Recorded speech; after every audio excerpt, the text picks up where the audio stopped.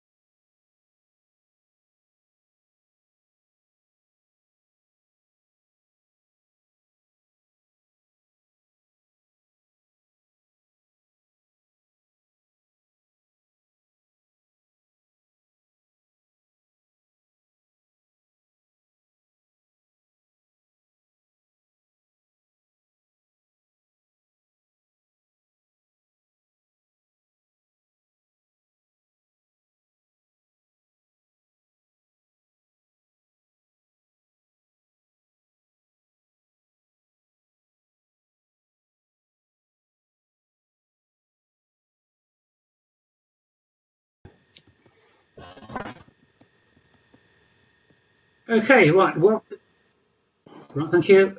So we've sorted out it's a complement of councillors, according to Alex, so that's fine. Here we are, the Executive Scrutiny Board, Tuesday the 10th of November, welcome. Do you have apologies apart from Councillor Paul Pegg? I don't have any, Chair, apart from Councillor Pegg. Late items, we've got one late item, and that is the Audits and Accounts Committee Treasury Management Mid-Year Report. Chair, if I may, I've got, there's another late item. So we've got the matter referred from the Audit and Accounts Committee, and which refers to the Treasury Management Report, and there's the report on the Green Homes Grant Authority to bid for funding, which was circulated late this afternoon. Yeah, I was just going to mention that. Yes, so we've got the two. So late item one is the Greens Home, and when do you suggest we take those? So, Chair, I propose that the easiest thing for us to do is to get through our agenda, and then when we get to the Council Cabinet agenda, deal with those two first of all. Yeah, I'm happy with that. That'll be fine. So, thank you. Number one will be Green Homes Grant. Number two will be the Audit and Accounts Committee, and then we'll flow with the rest of it. Okay, Chair, that's great. Chair, yes, Lucy. Yeah, I'm just thinking the comments from the Audit and Accounts probably need to be slipped into the Treasury Report item as an appendix to that, rather than taken first, so it's in context. Advice, please, Stephen or Alex, on that. Well, Chair, whichever you prefer. I would have gone with the former, but Councillor Kerr has proposed an alternative. You could take it at that point. It's up to you as a committee. And also Simon Riley has suggested that as well. Simon Riley suggested what, Stephen? He suggested that he agrees with Councillor Kerr, and I agree as well, actually, that because it's linked with that Treasury Management Report, it's probably best just to deal with them together. Okay. Can you remind me the number of that report, please? What item is that? Chair, let me have a look. The Treasury Management Mid-Year Review is item 14 of the Cabinet agenda.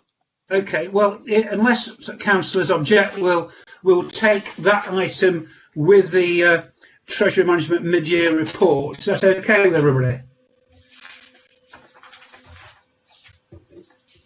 Yeah, I'm not having any dissent, so that's what we'll do. We'll take late item one first of all, then we'll go with the other items as per the agenda, apart from that late item 2, which we incorporated into item 14. So let's make a start. Any declarations of interest? If there are none, minutes of the meeting held on the 6th of October 2020, you've all had those, you've got those attached. You've also had copies of the... Sorry? Move them, I said. Okay, great, thank you very much. The forward plan, item 5. You've had copies of that as well. Item 6, Council Cabinet responses to scrutiny recommendations. That was also attached. So we're now moving, unless there's any comments on those, on to the Council Cabinet agenda. And we'll start off with late item 1, which is the Green Homes Grant Authority to bid for funding. Who's going to talk us through this, please? Yes, thank you, Chair. It's Ian Fulliger. Apologies for bringing this as a late item, but the government has opened a bidding round for local authorities to bid for the Greens Home Grant.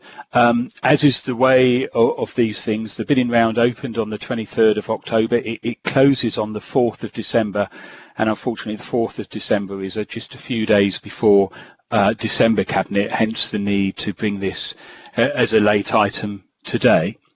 The bid itself is a joint bid that's being worked up with colleagues in Derby Homes. It's essentially targeted at providing external wall insulation for properties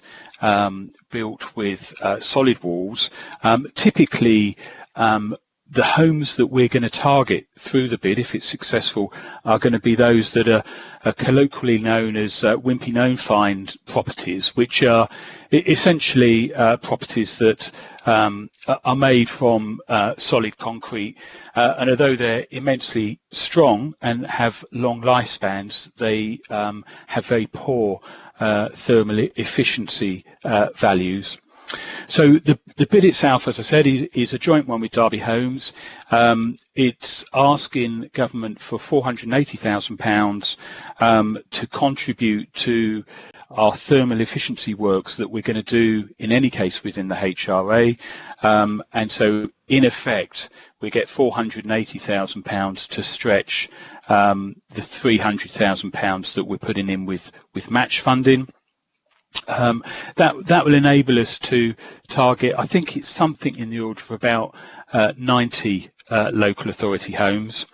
And then the second part of the bid is for a larger sum of money, £620,000, and that's to enable us again to tackle thermal efficiency in privately owned or privately rented houses with solid wall. At the moment, again, we're going to try where possible to target wimpy no finds properties, but we will pick up other solid wall properties if and when we can. And the £620,000 will enable us to do the works to those properties. And there's we think we get about 50 properties done for that amount of money. We'd like approval from Cabinet tomorrow, Chair. Okay, thanks, Ian. Any comments? Lucy, you put me. Does that mean you'd like to speak? Absolutely right, Chair. I think this is a really positive thing to be bidding for, and I think that we ought to be using it as a council. We should be using it as an opportunity to publicise the value of external insulation, so that more private owners and also other social housing owners who have solid wall buildings are thinking about doing it. So I was going to put forward a recommendation to Cabinet that they do that publicity work as well as accepting the grant. But if we are successful, that we should be doing that publicity as well. So I was just drafting something, Chair, which I was then going to share. Okay, well, would you draft that, Lucy? I'll ask if there's anybody else who wishes to comment whilst you're doing that. Anybody else wishes to comment before we get Lucy's recommendation? Here we've got it recommended to Cabinet that if this bid is successful, they make full opportunity of the works to publicise the value of external insulation. Well, that seems quite reasonable and positive. I'd certainly support that. Are members okay with that as a recommendation? If I don't hear anything to the contrary, I'll assume that you're okay with it. Yeah, it seems as though we're okay with that. So if we can make a note of that, please, Stephen and Lindsay. Will do, Chair. Thank you. Yeah, I've just read it out in Forex. Yeah. So it was as I read out previously. Excuse me, I'm having a bit of a choking fit. But yeah, do you want me to read it again, Alex? Or sorry, Chair, I think you might have just cut off the last few words. So just for the benefit of those who were watching online, okay, if you what could. I've got down excuse me, down here is recommend to Cabinet that if this bid is successful, they make full opportunity of the works to publicise the value of external insulation for solid wall properties to home owners. And that's what I've got down here. Okay, we're happy with that. Yeah, I presume we are. So that's fine. That's that. Thank you very much, Ian, for that. Moving on to item 8, draft air quality action plan. Who's taking us through this? Is it Rachel? I'll introduce it, Chairman, and then have some colleagues here who can answer any of the detailed questions if there are some. Okay, thank you, Rachel. Fire away. Thank you. So, thank you, colleagues. So, the original draft of the Air Quality Action Plan was approved by Cabinet back in January. a long time ago now, isn't it? January, before all this other stuff happened. And what's been happening over the last sort of period is some consultation been taken place across the city, and this is bringing that report back to you for consideration after the consultation. So very briefly, it's a statutory requirement for us to have an air quality action plan. It proposes measures that deal with the main sources of air pollution across the city. So even though it's complementary to our priority around NO2 reduction in Stafford Street, it is distinct from that work. It is about the whole city. Now, so it's been in consultation for 12 weeks in March, and the information come from that consultation is embedded in the report. The focus is very much on looking at our main themes around how we can support better air quality across our city. So themes that are referenced in the report and the plan: modal shift, how we support low emission taxis, development of electric charging infrastructure, sustainable development policies through our planning system, reducing idling of vehicles and improving on freight emissions. So a number of things in there around themes. Overall, the consultation was very supportive of the measures, and there are some updates that were taken into account on part of that consultation, and it's well aligned to our climate change ambition. So just as an overarching overview, and if I can ask Mike Kay or Carl Snitsky to answer any questions. Thank you, Chairman. Okay, thank you, Rachel. Mike or Carl, do you want to come in? Nothing really to add from what Rachel has just set out, Chair. Okay, I mean, obviously, if any of your members have got any questions, Carl and I'll endeavour to answer them for you. Yeah, I've got two questioners. Lucy, first of all, then Stephen. Yeah, thank you, Chair. I've got 2 points about the paperwork that we received.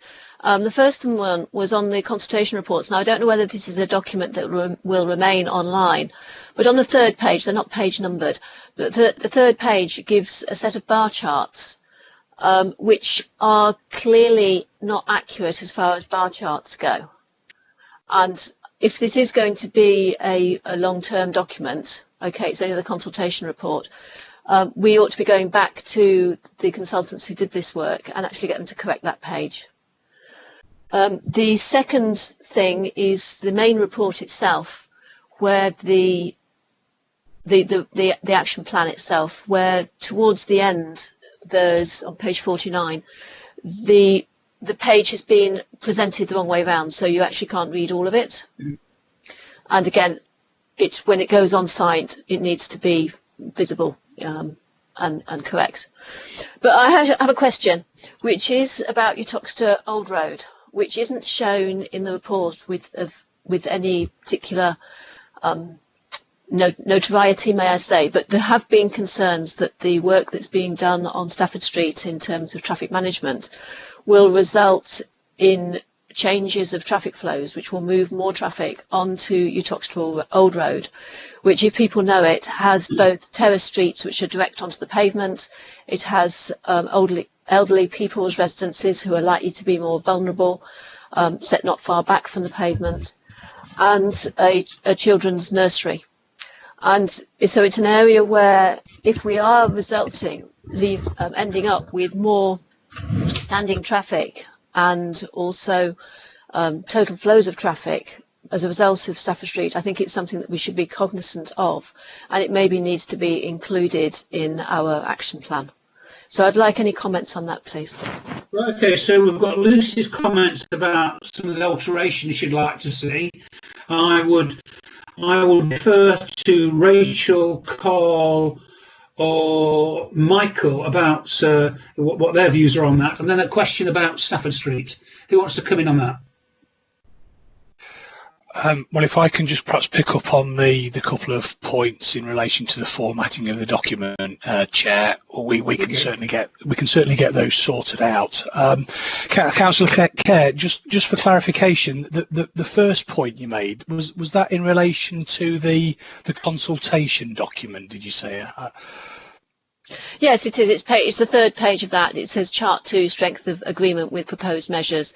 And the one that jumped out of me there was, how strongly do you disagree with the measures of electric vehicle strategy? And the green section is labelled 86.3%, but is less than 50% of the bar, which suggests that it is being wrongly designed. Yes. So Okay. it needs to be reviewed. I think they're all wrong.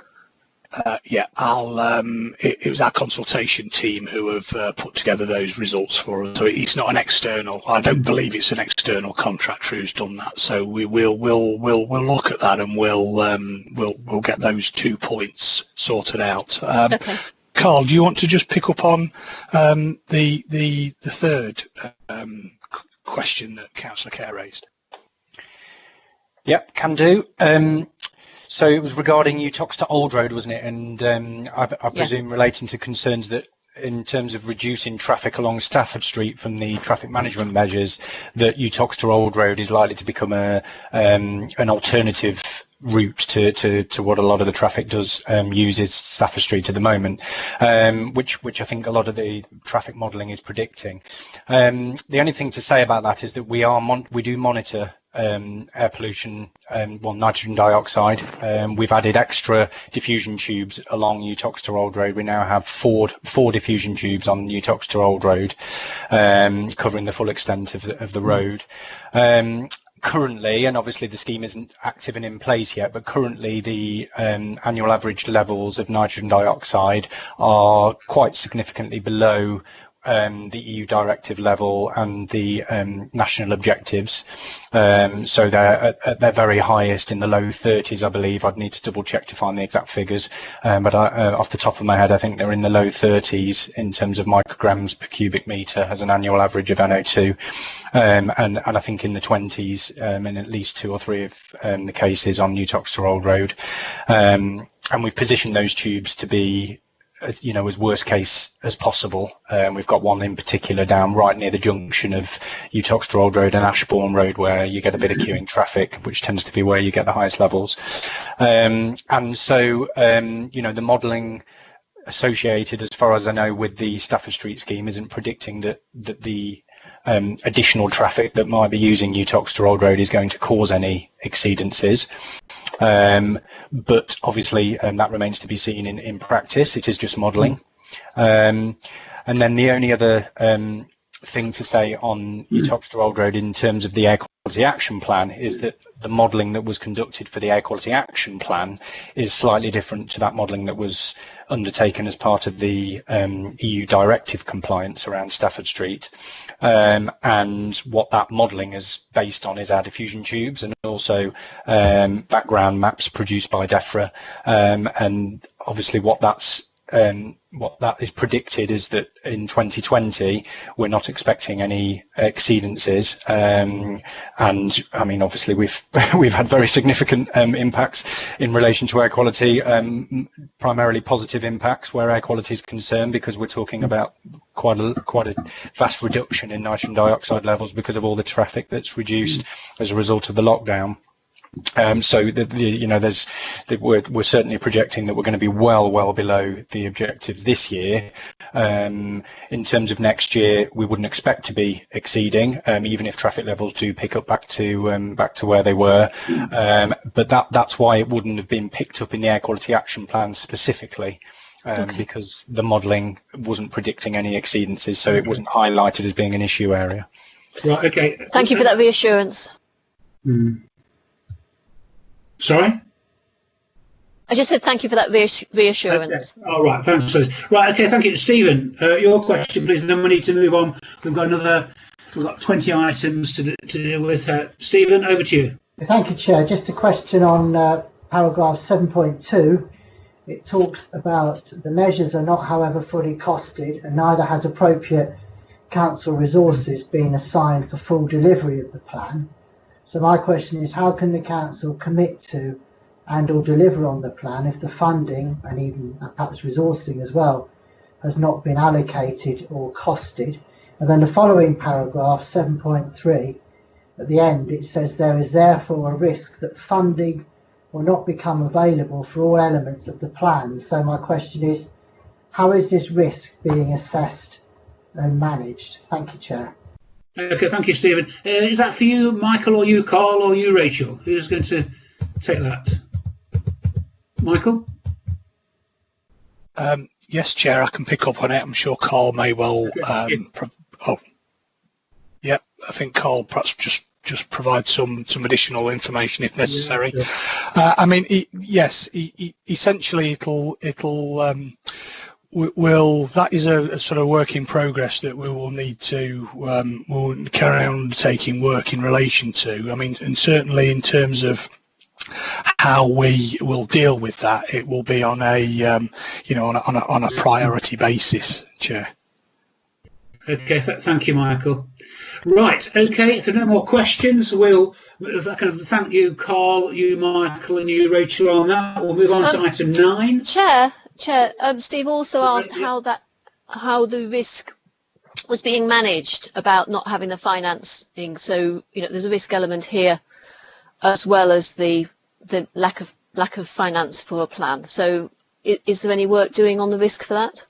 Michael, do you want to come in on that before we quickly move on? It was, as I probably just summarised earlier on, Chair, it's all part and parcel of the prioritisation. I mean, we run with our sort of our risk registers in terms of identifying the work, prioritising those more important ones, and then identifying some of that work that might be delayed slightly, and measuring the impacts and implications of doing that. So that will all be covered as part and parcel of a risk management process. Okay, thanks, Michael. Okay, right, moving on. Item 9, extension of private housing renewal policy. Who's taking us through this, please? Ian, or? I can introduce it very quickly. It's relatively straightforward, Chairman. And thank you, Rachel. If there are questions, I'm sure he can deal with them. It's just very simple. We're asking for extension to the need to renew the policy on private housing renewal because of the COVID impacts on our council resources. So very simply, the policy expires in December of this year, but the capacity of the team to be able to do a review of that policy to extend it has not been possible over COVID, as you can imagine. They're really important services, the disabled facilities grants, health and housing work we do, and support around private sector renewal are all really critical. So this report simply asks for an extension of that policy until June next year, and all those services will continue to deliver in that time, but that gives us time to do the work on the need to renew properly. And it's just a COVID impact, relatively straightforward, Chairman. Yeah, it seems quite sensible, quite straightforward, uncontroversial. Any comments at all? If not, thank you very much, Rachel. We'll move on to item 10, the purchase of residential development to provide 3 new affordable homes. Is that you, Rachel, again? Yeah, I can do that. Yeah, I think members are very familiar with these reports we bring forward on a fairly regular basis. So clearly working very hard to increase the stock of affordable houses in the city, because we obviously got a major need for those properties, and looking at quite radical different ways of achieving that. This is about us buying off from a developer 3 houses, self-contained units, funded through the housing revenue account, and obviously transferred over to Derby Homes for the long-term management. They're in the Abbey ward. They are critical around creating additional capacity in the social rented sector, and absolutely, that's a project we've been doing over a number of years, and regularly bring these reports through to members. So it's hopefully members are quite familiar with this model of bringing forward opportunities to purchase from the private sector to increase our stock.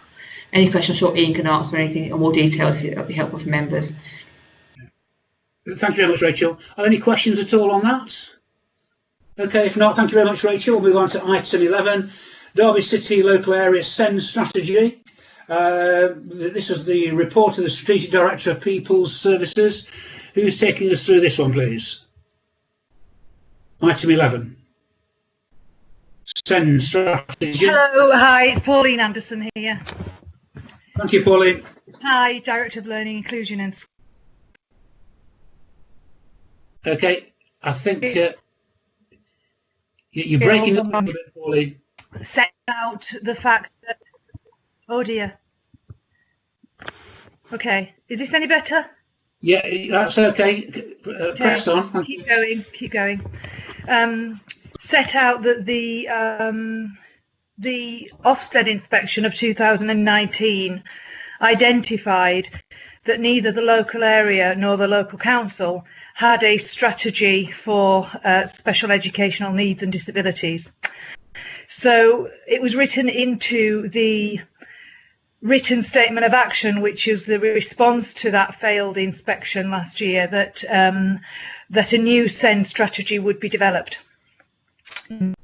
Now you'll see in the appendices, one is the strategy itself, and the other item is a co-production charter, because within the Code of Practice for Special Educational Needs, which is the national guidance on SEND, it is really important within section 3 that co-production with colleagues in health, social care, education, and importantly with parents and young people is fundamental.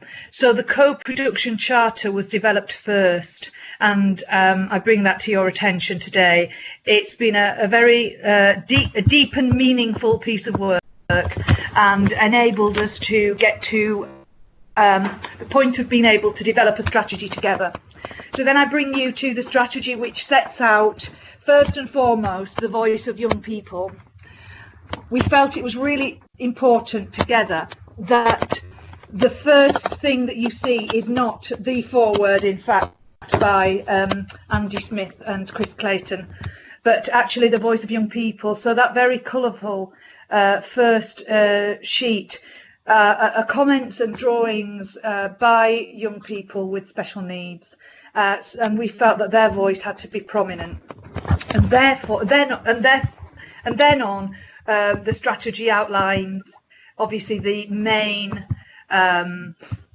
priorities for the area, and those priorities have been developed again with schools, with a range of partners, but crucially with parents and young people.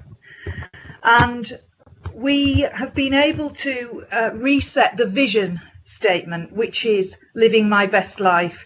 And when we get the t-shirts, I'll buy you all one.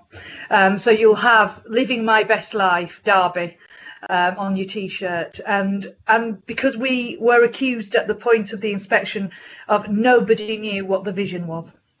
So we now have a vision. That's embedded in that yellow box in the middle of the overview of the strategy. And then we have 5 areas of the strategy, and those 5 areas will be are the agreed priorities, right from how we work together to how we develop successful lives as adults for young people with SEND. Then we move on to page 4 of 8 in the strategy, which has got some boxes describing the SEND governance. It was important, and part of the strategy was to redefine the governance that hadn't been working terribly well. And so this local area governing SEND board was established, as well as the local area delivery group and an impact and analysis group. Alongside that, various other smaller groups, parent partnership groups, SENCO networks, clinical commissioning, health footprint and schools forum. And that makes the governance of special needs across the city. On page 5, we recommit to co-production, and then from then on we are very clear about how we will make a difference, setting out what the evidence will be and what the stakeholder feedback will be.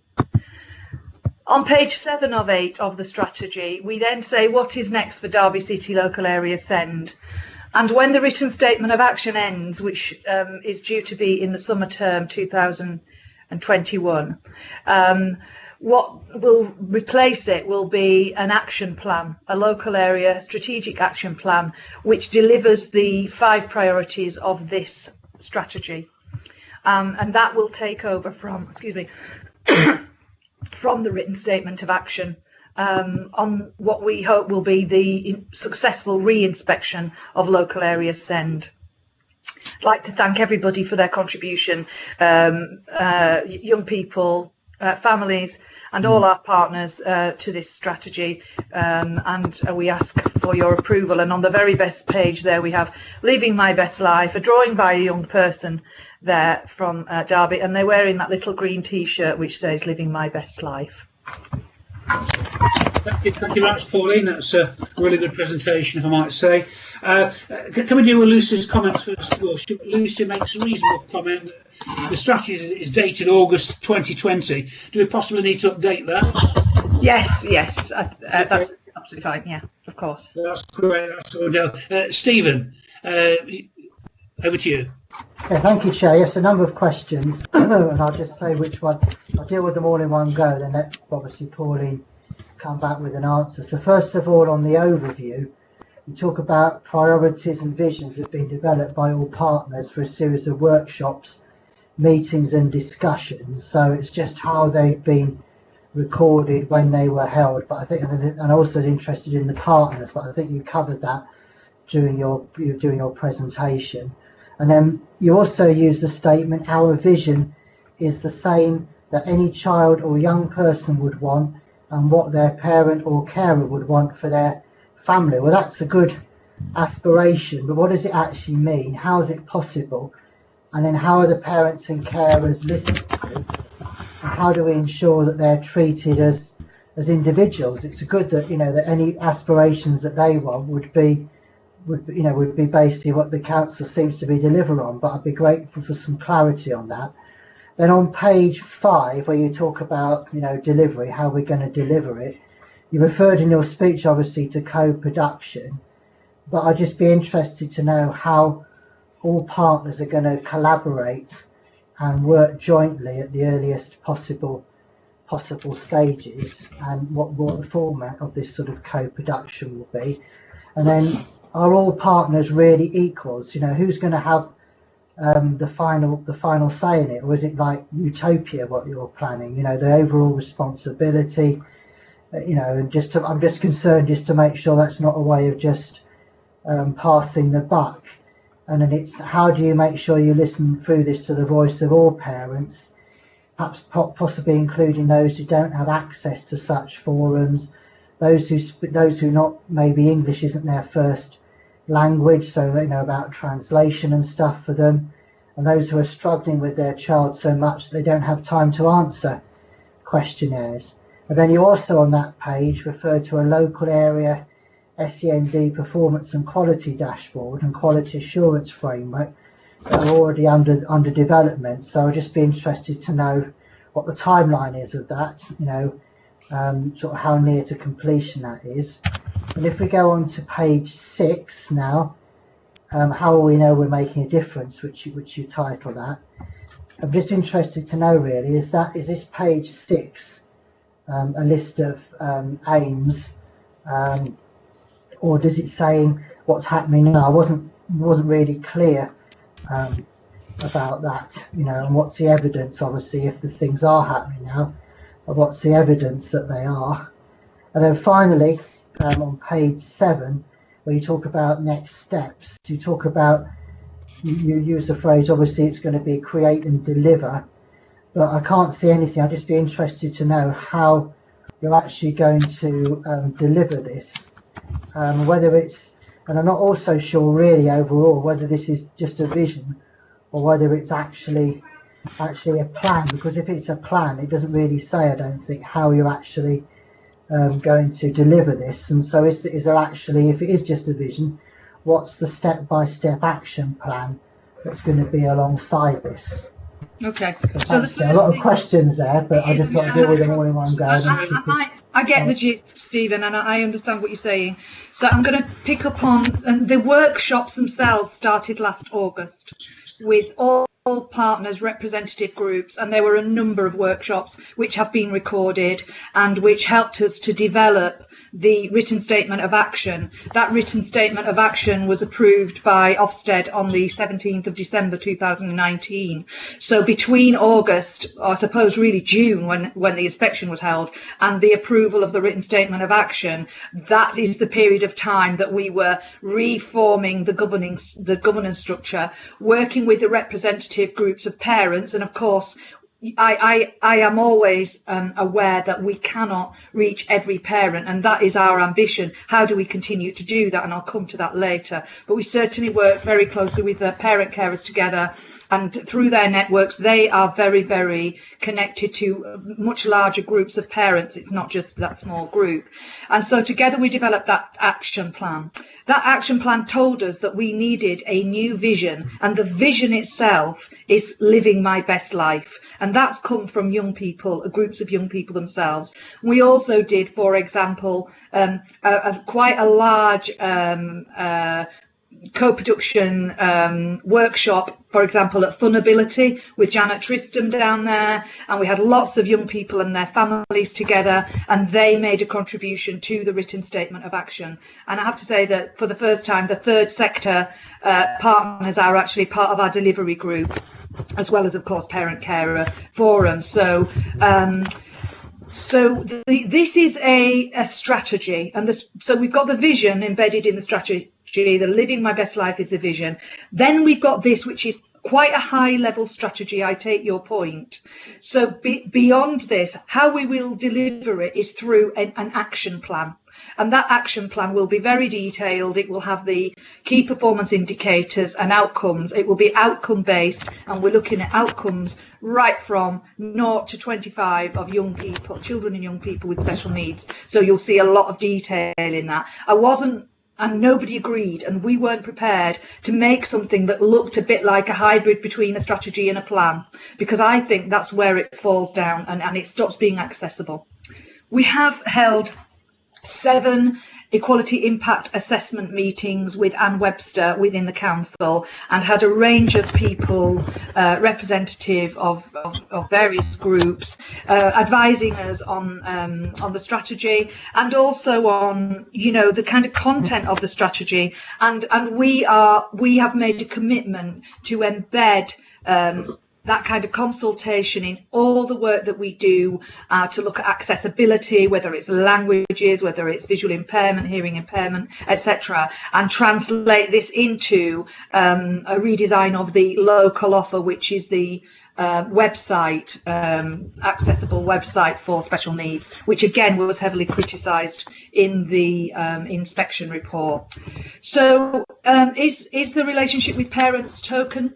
Well, we have had feedback from numerous parents over the last year, for example, following on from a statutory completion rate, for example, of EHCPs of 11%, we are now with the same number of people, but with a renewed effort and following a lean review of EHCP processes, we're now in the mid 40%, and we are on track to reach a national conversion rate within 20 weeks of 60%, with an ambition that is looking likely to be between 80 and 90% by the end of 2021. And we have been fortunate to enough to have 4 new EHCP team members join us within the last week. So that will, you know, what we've achieved has been with the smaller team. So what we can achieve with a bigger team is going to be even greater. And then you come on to things like quality, and we're working with parents. I have paid for and invited parents in who have taken us to tribunal in the past numerous times and won. And I really have learned a lot from those parents. So they are advising us on how to reform the council side of the SEND system, and we are listening intently to them. I won't name names, but you would probably know who they are, and they are advising us on, you know, how to make improvements, and we are listening. A report came from Parent Carers Together to the last review with the DFE and the CQC of the written statement of action, and they were so impressed by it, by what the parents were saying about our work and the co-production and the genuine nature of the co-production, that they sent it down to London to head office at the DFE because they said it was exceptional progress. I'd say I've got PCT members on speed dial. I count them as almost my 5th head of service. We're equals, and you feel free to test that out with any member of PCT, Rachel Rule, Becky Barker, or any of those people. It's an absolute commitment, and it's been a pleasure. Obviously, COVID has stopped some of the things we wanted to do, a lot of face-to-face meetings, but we've continued to do it virtually. And the next step for us is to bring this to life, deliver this strategy, and work with families and young people in localities, in local areas. So I'll be coming to individual councillors to say, what does SEND look like in your area? Where is the hub? How can we develop this around a kind of the hub model, a bit like the COVID hub model? And we are absolutely committed to that, and that's the next set. So the delivery mechanism is through hubs, and what we're delivering are the 5 areas within this strategy. Thank you very much, Pauline, for that. I love this subject, and okay. Answer any questions anytime. Yeah, thanks, Pauline, for a very comprehensive answer. Lucy, and thank you, Pauline. Your more informal comments sound so positive, a work in progress. Thanks for your comments, Lucy. Okay, if there's no more questions at all for Pauline and others, well, thank you, Pauline, for that presentation. Thank you. Very illuminating, thank you. We'll move on to item 12, which is the market hall transformation. Is it Steve going to take us through this? Good afternoon, Chair. I'm happy to do that. I don't know if Rachel or Simon wanted to lead as project sponsors, but if not, I'm happy to crack on straight away. Okay. I'll take silence, Chair, as cracking on straight away. So good evening, members, colleagues, and any members of the public. Just by way of introduction, my name's Stephen Kaplan. Obviously, it's on the schedule, and I am the Director of Property Services at the Council. So this paper we're taking to Cabinet will provide an update on the current position with regard to the progress at the Market Hall. It seeks to ask Council Cabinet for environment to allow the continuation of the project, and the reasons for that I'll expand and explain in a second, which are detailed in the paper. And it also gives an update on the progress where we are at the Future High Street Fund and what the implications are for that project. And one of the co-authors of the report, Catherine, is on the call, and she may be able to give any further detail where that Future High Street Fund bid currently lies. So there is a second paper which members will be aware of, and that's in the confidential section, so I will not stray into that area because there are commercially sensitive matters that will no doubt get discussed under item 20. So the project has been progressing throughout COVID. There have been a number of delays, but by and large project and work has continued in a socially distanced and COVID secure way. We have had some problems with material supplies and getting those signed off through the heritage process, and that is one of the reasons why the costs have changed through the last report, which we took to Cabinet in May. Just by way of a quick recap, you will be familiar, whilst we are looking holistically as a single project to transform the building, there are 2 distinct phases to the project. Phase 1 is the essential repairs and maintenance of the building to bring it into a wind and watertight and safe and operable basis. And the second phase is the transformation. The second phase is where we have applied for the Future High Street funding of just under £10 million. And the first phase, the Cabinet approval, you will recall, is 11.18 million as itemed in 4.1 of the papers. The reason why we are seeking additional funding is a result of a number of key blocks, if I can put it that way. The first I'm happy to expand on is that there have been a number of information that hasn't been provided as fully as we have expected by our professional support throughout this project, which has resulted in them being terminated on their appointment, and that's a cost element which is also identified. So they failed to give us adequate support as far as we're concerned in terms of providing robust information of quantities and value of materials. So for instance, the amount of copper and brick that would be required. Those cost elements have increased significantly, and that is one of the cost elements that has driven the cost of the project higher. As I've just alluded, we've removed those consultants, and there is a cost associated with changing consultants to make sure that all the documentation is robustly covered by any new advisors, and that process has to be clear because the liability for the property is very significant should anything be missed or be remiss as we move forward into phase 2. There have been some unforeseen elements in the project, particularly regarding a very substantial amount required for health and safety measures, which were not previously envisaged, such as netting and so forth, which has added about £300,000 to the baseline cost, not previously envisaged in the 11.18 million.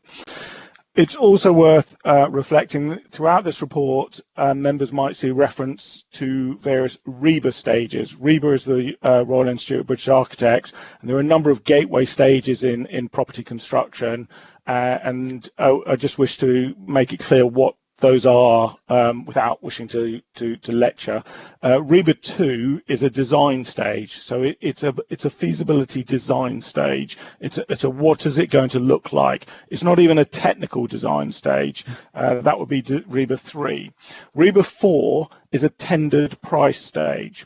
And the reason why I mention these very specifically now is because the previous reports that have been taken to Cabinet in May and prior to that primarily were at design stage, not at tendered prices, and therefore the budgets are based on the information available at the time. We now have phase 1 at a REBA stage 4, a tendered price stage. Therefore the cost for stage 1 is almost certain. It can never be exactly certain because there are always unforeseen items going forward, but we have now built a robust contingency within that based on some of those omissions and errors previously identified to date. So we are seeking Cabinet's approval for that budget environment, and if there are specific questions regarding that, then I would ask my finance colleagues to perhaps step in on how that particular process will work. We have the update on the project itself and the High Street Fund update, as I previously mentioned. Okay, thank you, Stephen. I've got a number of questions, and then I'm going to bring Lucy and Stephen in. A 42% increase in the budget from May to November seems very steep indeed, despite paragraph 4.7. So perhaps a comment about that. And then why were weights in particular chosen? How were they contracted?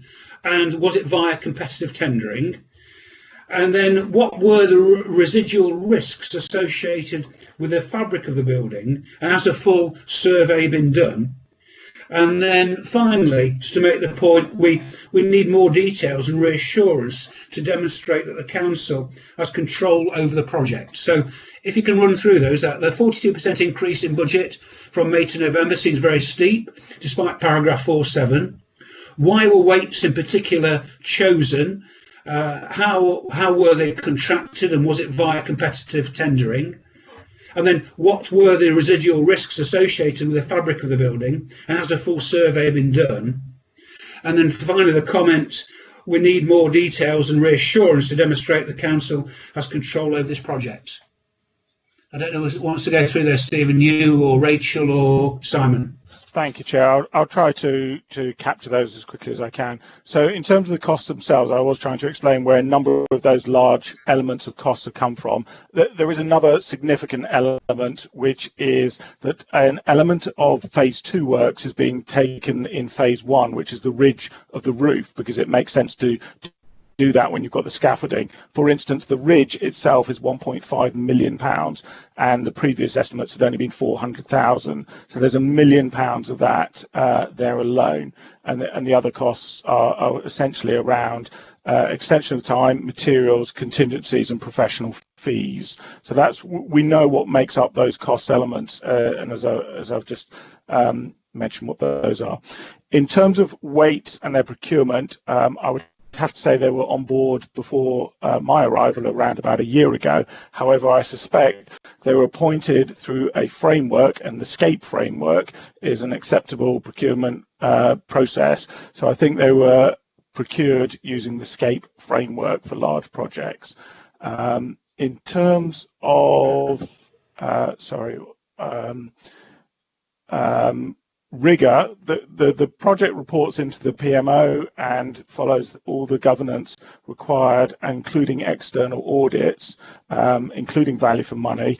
And I was talking to our auditors just this week on the process, and they gave me assurance that all of the issues they've previously identified, they are satisfied, have now been addressed, and that the reporting and the rigour is of an acceptable level. In fact, it's the level above acceptable, I think, strong or satisfactory.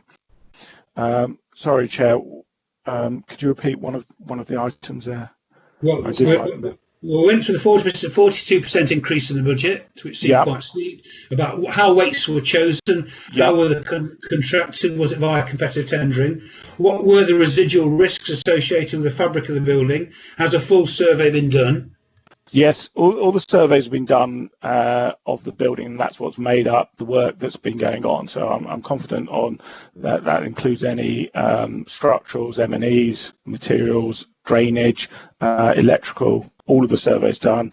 And in terms of risk, there's a comprehensive risk register which is reviewed by the project board at each board meeting. Okay, right, thank you. We've got other people who want to question. Lucy, first of all, Stephen, and then Fareed. Lucy, first of all, please. Thanks, Chair, and thank you, Steve, for what you've said already, because it covers some of my points.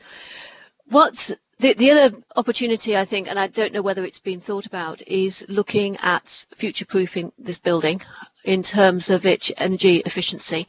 It's a really good roof, and roofs should more and more become covered with photovoltaics.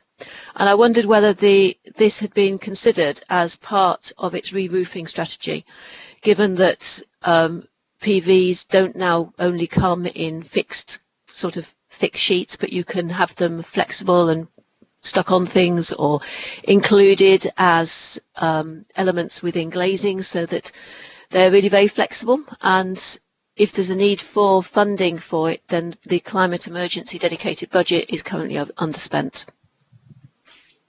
Okay, thanks, Lucy. Steve? Thank you, Councillor Kerr. I think the quick answer is, because it's a listed building in a conservation area with a copper roof, putting solar PV panels on the top is unlikely to be supported by the planners, but I haven't tested it. However, that doesn't mean there aren't opportunities elsewhere in the building, and it's certainly something I would ask colleagues to look at. But I think the basic answer would be it'd be a serious challenge, given the copper and listing and conservation status of the property. But we are conscious of climate implications, and there is a section in the paper detailing that as well. Okay, thanks very much. Over to you, Stephen. Your questions, please.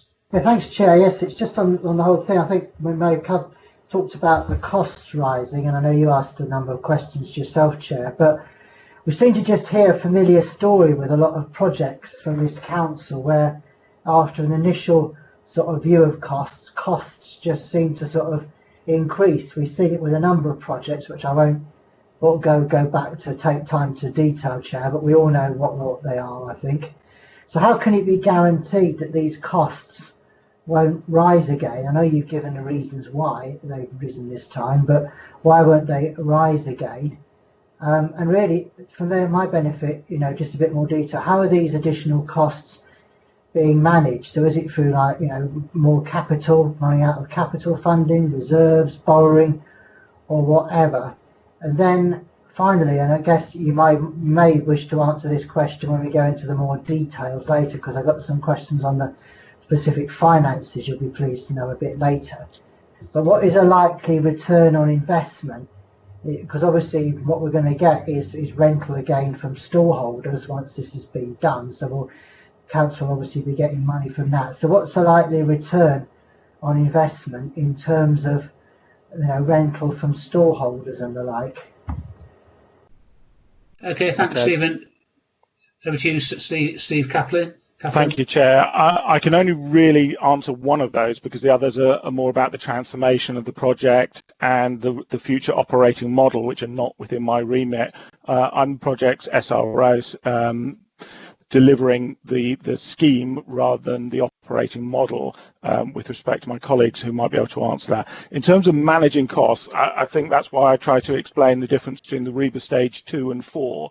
Having reached REBA stage 4, tendered prices, we have a price that we can buy, if you like, and we have also built in robust contingencies as well. Until you get up into the detail of some of this building, you absolutely don't know what's there. Members will be familiar that the arches are of a lattice nature.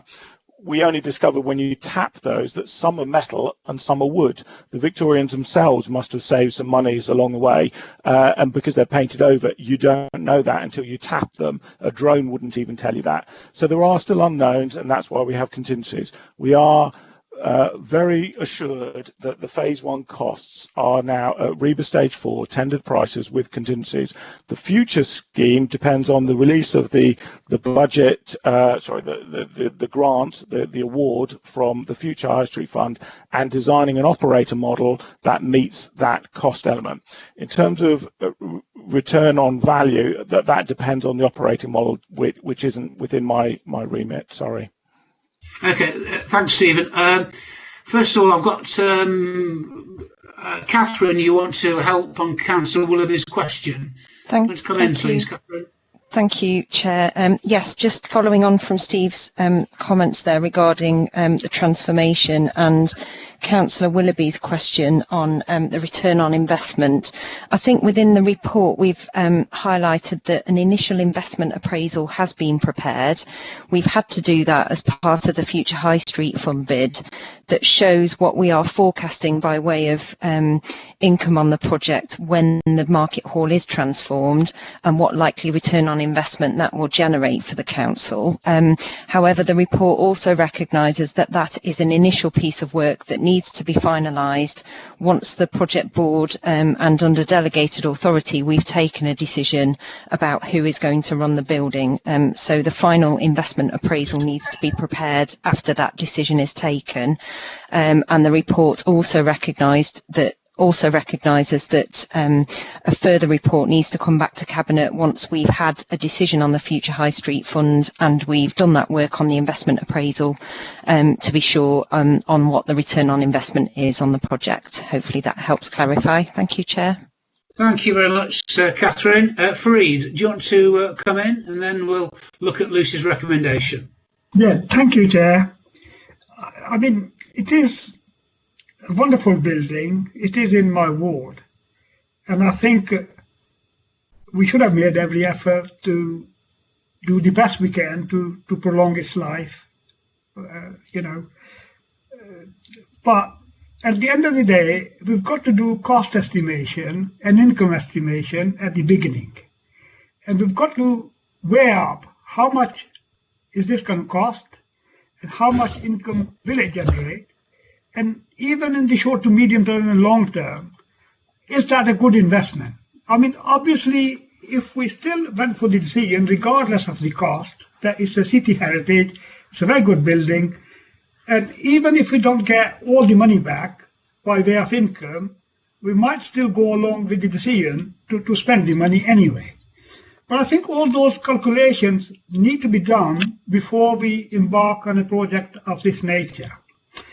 In view of the cost overrun on the project, could you give me what the original estimated cost was and what the cost is now going to be once the completion has been achieved? Okay, over to you, Stephen. Thank you. I believe this project first commenced around about 2017-18, a long time before I arrived, or many of my colleagues even on the call. So I don't know what the original budget anticipated was for the entire project. I think about 5 million or so was first anticipated for wind and watertight works, but at that time nobody was even envisaging scaffolding, and the scaffolding alone is running into millions of pounds over the years. The second phase, of course, is the transformation work, which wasn't part of the original vision a few years ago. So I think that's some of the history of the property that we've inherited today. Okay, thanks, Stephen. Rob Cooper asked what... Sorry, Free, do you want to come back? So the second part, which was, what will be the total cost now, or are you still not sure how much it's going to cost us before the building is ready for reuse? I apologise, Councillor. So we're asking for the additional £4.5 million, which I think takes it to around about £16 million plus the Future High Street Fund. But that still depends exactly on the final operating model and ensuring that we achieve the grant that or the bid that we've asked for. Okay. All right, Fareed. Question: what year was the date the project first considered? Was that 2017, Steve? Was it before? I believe it was started around about late 2017 with commencement at about 2018, I believe. Thank you, Steve. Right, we've got a recommendation from Lucy to recommend to Cabinet to explore the potential for the Market Hall roof to include solar voltaic panels, sheets or similar as part of the re-roofing. These now come in many forms and one might be acceptable in heritage terms. It might be, let me see where it's gone now. It might be that this could be funded from the underspend in the climate emergency dedicated budget. Right, okay. Do we want to vote on that, councillors? Anybody against that? Is there nobody against it? Are we all in favour of it? That's explored? I'll take that as affirmative unless I hear anybody speak out against it. Okay, so that is a recommendation from this committee as I've just read out. Okay, Lucy's in 2010 it was suggested 500k will be spent on the works known to be needed, costing 2 million. Okay, were you just making the point, Lucy? Yeah, just to say it's been an ongoing problem for a long time. It's as a heritage building, a listed building, it's our duty as the owners of it to look after it. So quite how much we do is what we decide, and sometimes spending less money can cost more in the end. Yeah, okay. Okay, right, we've got a recommendation. We've all agreed to it and nobody's objected to it. So I guess Stephen and Alex have recorded that. So if there's no more questions, we'll move on from that to item, let me have a look, where are we now? Item 13 on your agendas, which is the creation of the Manufacturing Research Centre Midlands at Infinity Park, Derby. Rachel, are you taking us through this, or yes, your colleagues? Yes, Martin. We have a presentation. Just mindful if anyone wants the presentation to be done in this part of the meeting or in the confidential part of the meeting, because clearly some of the information there's two reports also on the agenda, one in each section of the meeting. We can take it at either time, but obviously we'll do slightly different information in the appointment part of the meeting. What's your advice? What do councillors want? Yep, seems to stay on the public. Yep, that's fine. So can we load the presentation, please, Catherine? Catherine can load it and we'll go through it. So I was going to introduce the headlines for members, and then we will obviously go through the detail in the presentation as a way of capturing the key information. Okay, thank you. Right. So really exciting. So my lights have gone out. It's sort of a terrible thing about being in the council house. The lights go out and you can't put them back on again without moving from your seat. Really exciting project. Lots of work has been done over a number of years to develop this. It's now coming to fruition. I think it is very exciting to create what would be a world-class facility at Infinity Park, Derby. And that couldn't really be a more critical time. So I'll just introduce it, Catherine, you can do some of the detail. But in terms of this meets the three of our economic recovery priorities from the COVID pandemic. So we've raised really clearly in our economic recovery work around diversifying our economy, building confidence in our economy and decarbonising our economy. And this project meets all of those three objectives really well. And it builds on that historic and strong manufacturing expertise we have in the city. So it's really about supporting, developing the supply chain around advanced manufacturing across the region. And this project is a regional significance. Be able to help businesses to scale up, to really improving the opportunity across that supply chain to future growth around advanced engineering and manufacturing capability and capacity across the city. we've done in terms of the Advanced Manufacturing Centre. The Nuclear Advanced Manufacturing Centre has had a space in the iHub for a year or so to sort of show proof of concept around the interest and the potential that has really led into being able to move to this level in terms of the overall centre. Lots of partnership and collaboration around this. The universities of Derby and Sheffield engaged. There is a similar research centre in Rotherham. High significant regional impact of that centre in bringing other manufacturers into that space and changing the overall context, if you like, of that economy. So real partnership commitment. It has money from the local enterprise partnership because they recognise the sub-regional significance of this project. So it is a really exciting project. If you want to go through the detail, Catherine, I've just introduced it, that'd be really helpful. We can answer questions then. Thank you, Rachel, and thank you, Chair. Yeah, just a few slides. I'll keep this brief. So in terms of the opportunity, first of all, just to support and reinforce some of the comments Rachel's just introduced there, the key thing is the research and development opportunity and business support opportunity that this project generates. We've said for a long time that Derby's well known across the globe for some of the real global leaders in our industries around the Rolls-Royces and the Toyotas and the Bombardiers, but getting that innovation, research and high performance through the supply chains into the smaller businesses across our city and beyond is something we've been really focusing on as part of our economic strategy, and we need to do a lot more of, and this project's going to help us do that. The Nuclear AMRC and the University of Derby are both partners in this, and they both bring their own expertise and their own track record in this field. And I think the important point about the Nuclear AMRC is they're part of a network, a national network of catapult centres that essentially the government are supporting because they are so industry leading and innovative and world class in the work they do. And they really occupy that space between the academics end of the scale, the research in the universities, and the business end of the scale, getting that research onto the shop floor and out into the marketplace. And the catapults occupy that space in between to really translate that learning from higher education into the business world. So the benefits at the bottom of that slide, Rachel's highlighted. The other thing I'd say is that in addition to the benefits of the project itself, obviously this is really going to help generate some momentum at Infinity Park Derby itself, because we've done a lot of work on infrastructure there. We've done a really great project in the iHub, and that's been really successful with high occupancy levels. But this is really, really needed to kind of generate the next stage of momentum at Infinity Park.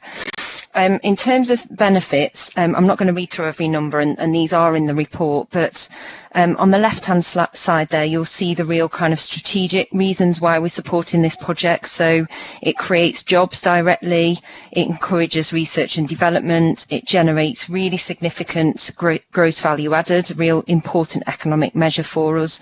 And we've had work done to show that the benefit cost ratio, so the pounds we get back for the pounds we invest, is really high for this project. And then there's obviously a lot of work that's detailed on the right hand of the slide in terms of the numbers of businesses that are going to be supported and the research projects that can be delivered through this.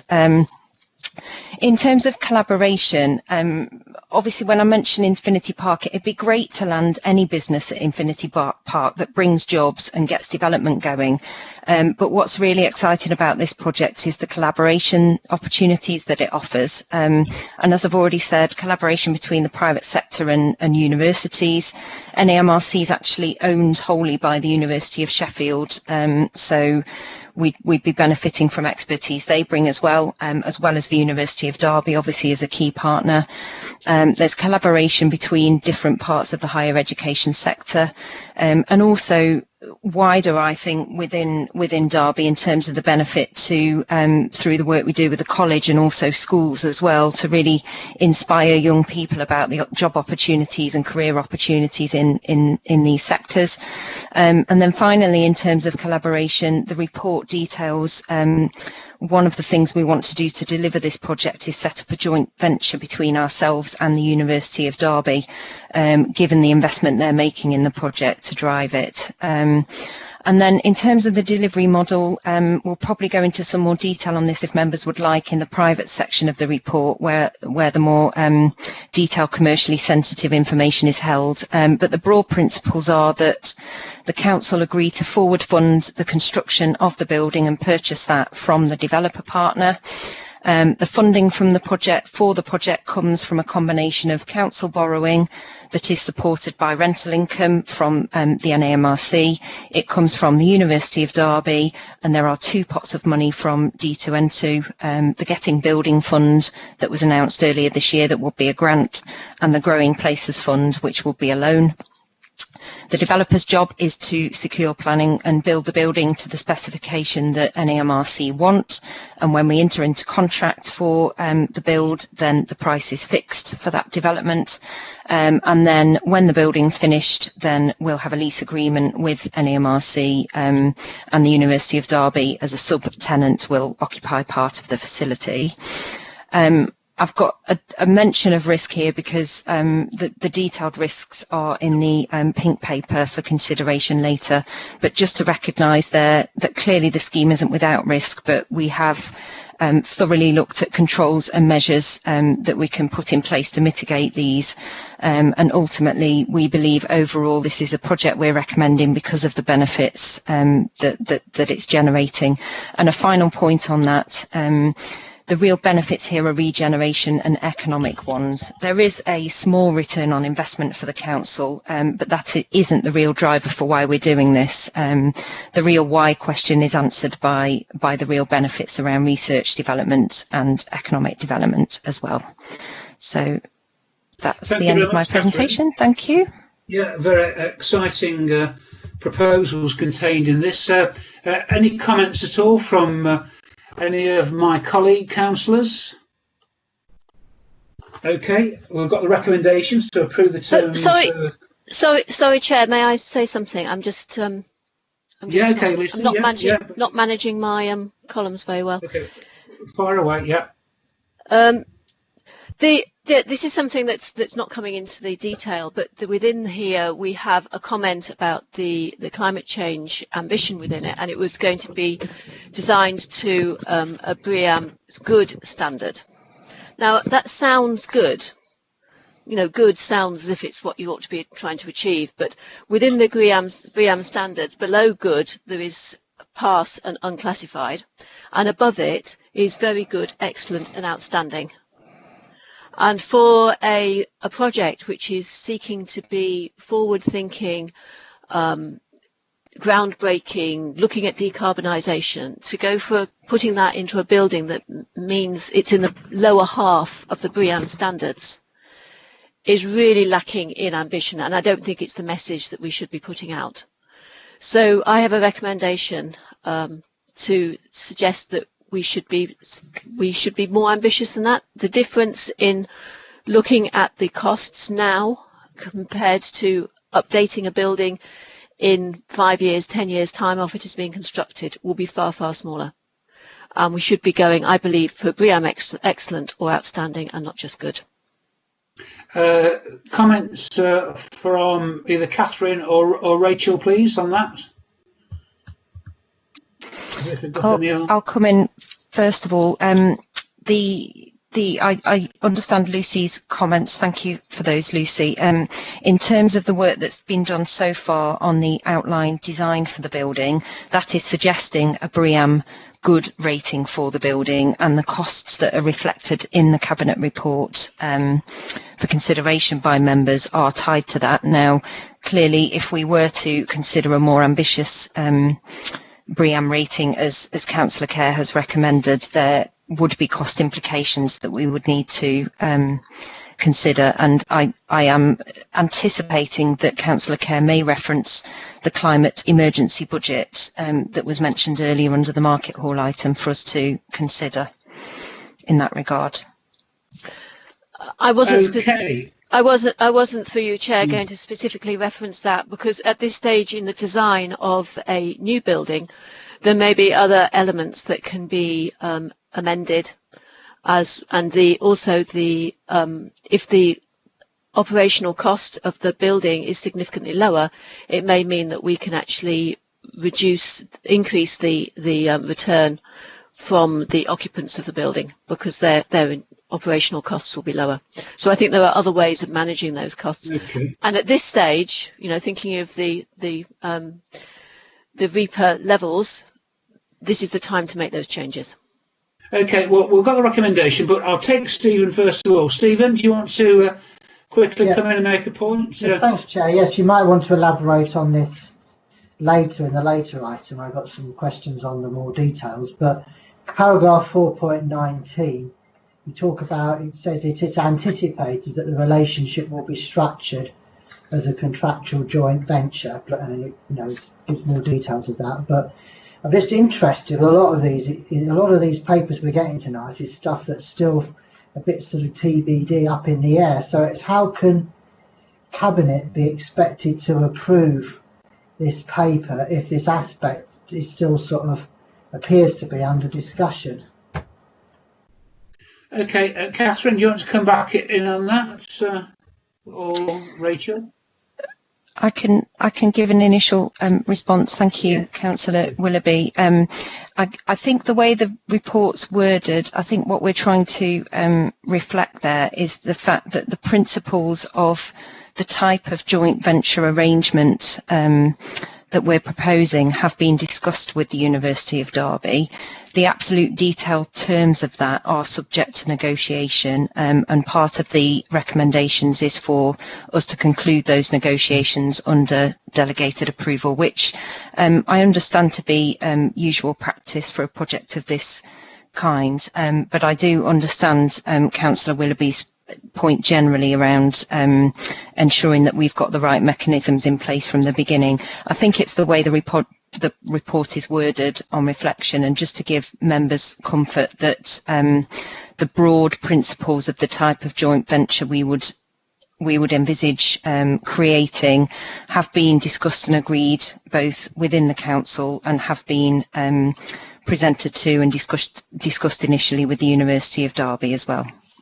Okay, thanks very much. Well, we've got Lucy's recommendation that the building reflects the ambition of what it wants to deliver from the businesses within it in terms of decarbonisation by designing it for BREEAM excellent or outstanding, not just good. Is everybody quite happy with that? Then that's up to Cabinet to consider that tomorrow evening. Anybody objects to that? If there's no objections to that, I'll take that as affirmation that that recommendation will go to Cabinet from us this evening. If everyone's okay with that, thank you very much. Thank you, Catherine, and thank you, Rachel. That's that item dealt with. Moving on to item 14, which is the Treasury Management Mid-Year Report 2020-2021.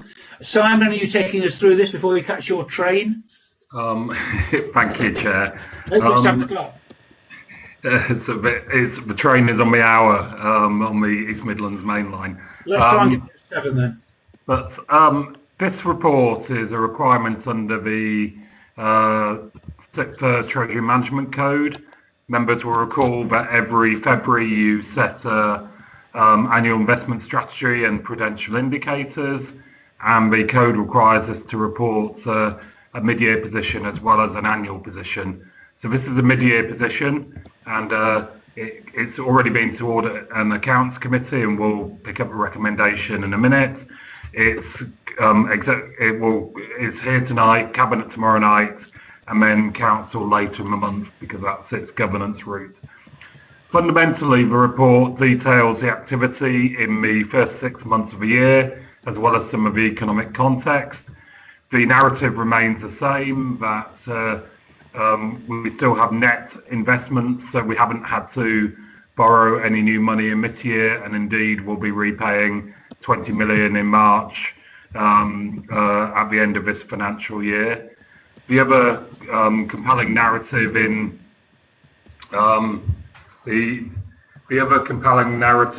sort of the report is that the investment returns that the council can secure have decreased linked to the national position from 0.73% last year to 0.17% this year.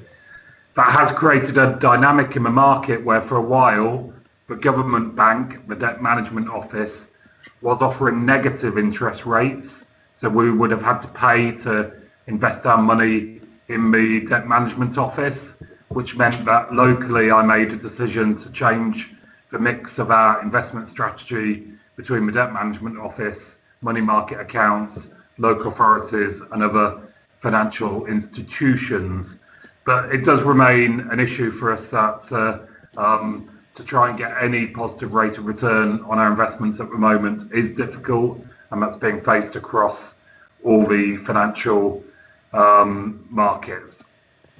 So the report details prudential indicators. It shows that we're compliant, but at the Audit and Accounts Committee, there was a question that if we're getting so low returns on our investments, is there the potential to, within Derby, use some of those investments to stimulate, whether it be economic regeneration for a return, social housing for a return, or climate change for a return? And we'll come on to the recommendation from Audit and Accounts Committee to Cabinet, which you're being asked to consider tonight. But broadly, this is a report which says that our financial investment structure is still healthy. We're still a net investor as opposed to a net borrower.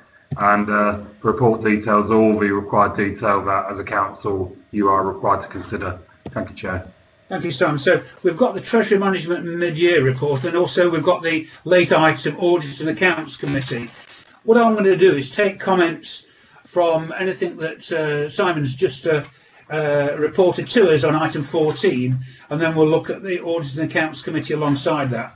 Any comments on the item 14 as it stands alone, and then I'll take comments on the late item 2, Audit and Accounts Committee, 4th of November. If there's no comments on item 14, we'll now look at Audit and Accounts Committee, 4th of November, that's late item 2. Any more comments on that, Simon, before I take Lucy, please? I think the Audit and Accounts Committee gave this a very good consideration. One point that I made is that if you decide to use your internal investments for the type of initiatives that I've talked about, economic return, social return, or climate return on investments, there are always risks in those type of initiatives. You only have to look at some neighbouring councils around. We have to balance that type of recommendation against the principles of treasury management, which is security, managing risk and return. Having said that, I do think it's an area that the council should explore, but I did highlight to the committee that at the moment, the capacity of the internal team, because of all the other pressures of COVID, financial sustainability and other issues, that it probably cannot be managed or resourced internally at the current point. But in considering this, I ask members to consider the principles of treasury management, which are security, risk and return. That is what you're being asked to consider this recommendation against. Thank you, Simon. Okay, I'll take Lucy, then Stephen. Lucy. Yes, Chair, and it was a good discussion that we had at Audit and Accounts, and within the paperwork, the resolution 3 at the bottom of that supplementary sheet is the one that we came up with from that meeting. There are risks, there are always risks in things, but we know that as a council we are working on issues to do with homelessness and housing. We have a shortage of housing. We know we have a climate emergency that we need to deliver. And we know that we have an economy that needs to be working forward. So we are working in a risk environment. I think Simon's very right to remind us that this would be using money that is otherwise available to us. And that availability of funds is something that would also need to be recognised, because if you've tied something up in bricks and mortar or an initiative, you can't immediately get it back again, that it's a longer term investment. Though there have been times when the government has sold off its investments and got cash back in that way, so I guess we could do that in some terms. But the The other element of this is the urgency, and certainly we've said that there is a climate emergency. We know we have homelessness issues, and it might take additional resource to be able to take this forward. So really what I'm saying is that we think that this is the right thing to do from Audit and Accounts, and it would be lovely if the Exec Scrutiny would actually endorse that point as well. Yeah, I think we've got the recommendation from Alex that we need to be a little bit careful that any recommendations we focus on the substantive report. The Audit and Accounts Committee are equally entitled to make recommendations to Cabinet, and it would be somewhat unusual to have an ONS board seek to amend the recommendations of another committee. So, yeah, okay. Any more comments? I've got now Stephen. Stephen, yes, thank you, Chair. I should say that we had a good discussion at Audit and Accounts, and obviously we, as you can tell, we raised a lot of comments, made a note of comments there. So I haven't got anything to add here, but just to make sure, because I noticed that it hasn't come in this report, Simon, that I think we pointed out a few typo errors at Audit and Accounts just to make sure that they, that they get corrected in the final report, or they're clarified to Cabinet or something. If you remember, we pointed them out. That was all. Thank you, Stephen. What we had was these reports were actually issued by the time that the Audit and Accounts Committee have been called, so I'll make sure that we pick those up for Cabinet tomorrow night. Okay, thanks. Cheers. Thank you. Okay, right. So Lucy is saying this. Okay. Lucy, are we happy to endorse recommendation 3 from Audit and Accounts? Are we happy to do that? And is that within our remit? Can I ask Alex or Stephen? Chair, excuse me. Turn my camera on. Yeah, you're absolutely. If the committee wish to endorse that, that's absolutely fine. Okay. Yeah. Are members okay to endorse recommendation 3? If I don't hear otherwise, I'll accept that's affirmation. I've got Lucy nodding and Stephen nodding, so we will endorse recommendation 3. Okay. Well, thank you very much for that. Thank you, Simon. Moving on to item 15 now, and that is the 2021 Q2 Financial Monitoring and General Fund Capital Budgets Dedicated to Schools Grant Collection Fund and Housing Revenue Accounts. Simon, over to you. Okay, thank you, Chair. This is one of the standard quarterly reports that we bring to you detailing the financial position of the Council as of the end of September and a forecast to the end of the financial year. Maybe just to give the context of the report, we're currently forecasting an overspend of just over 7 million. That's a reduction on what we reported at Q1, so the direction of travel is positive.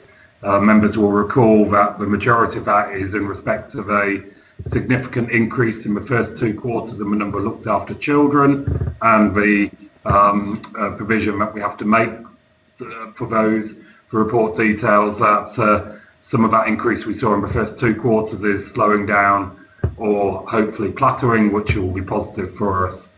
The other dynamic that we reported at Q1 was in respect of the COVID spend that we are making and the government funding.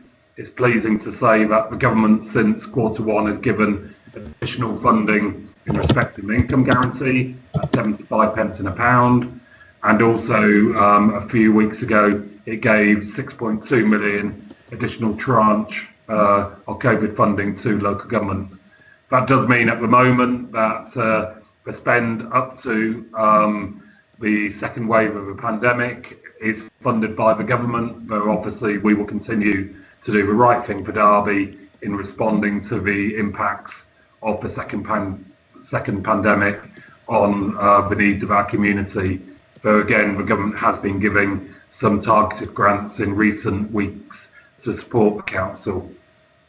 So overall, if I look at the revenue budget, in Q1 we were forecasting a drawdown on reserves for the in-year overspend and maybe a COVID shortfall. If the COVID shortfall is funded by government, then obviously that would not be a call on our reserves, which is a positive direction of travel, a positive position for council. And we will continue to strive to reduce the in-year forecast overspend. On the capital budget, we've spent 31 million against a capital budget of 183 million. The report details the spend profile and any slippage, but it is still quite a low spend against the approved budget in the financial year, and we will keep a close reporting on it in Q3 and as we move through Q4.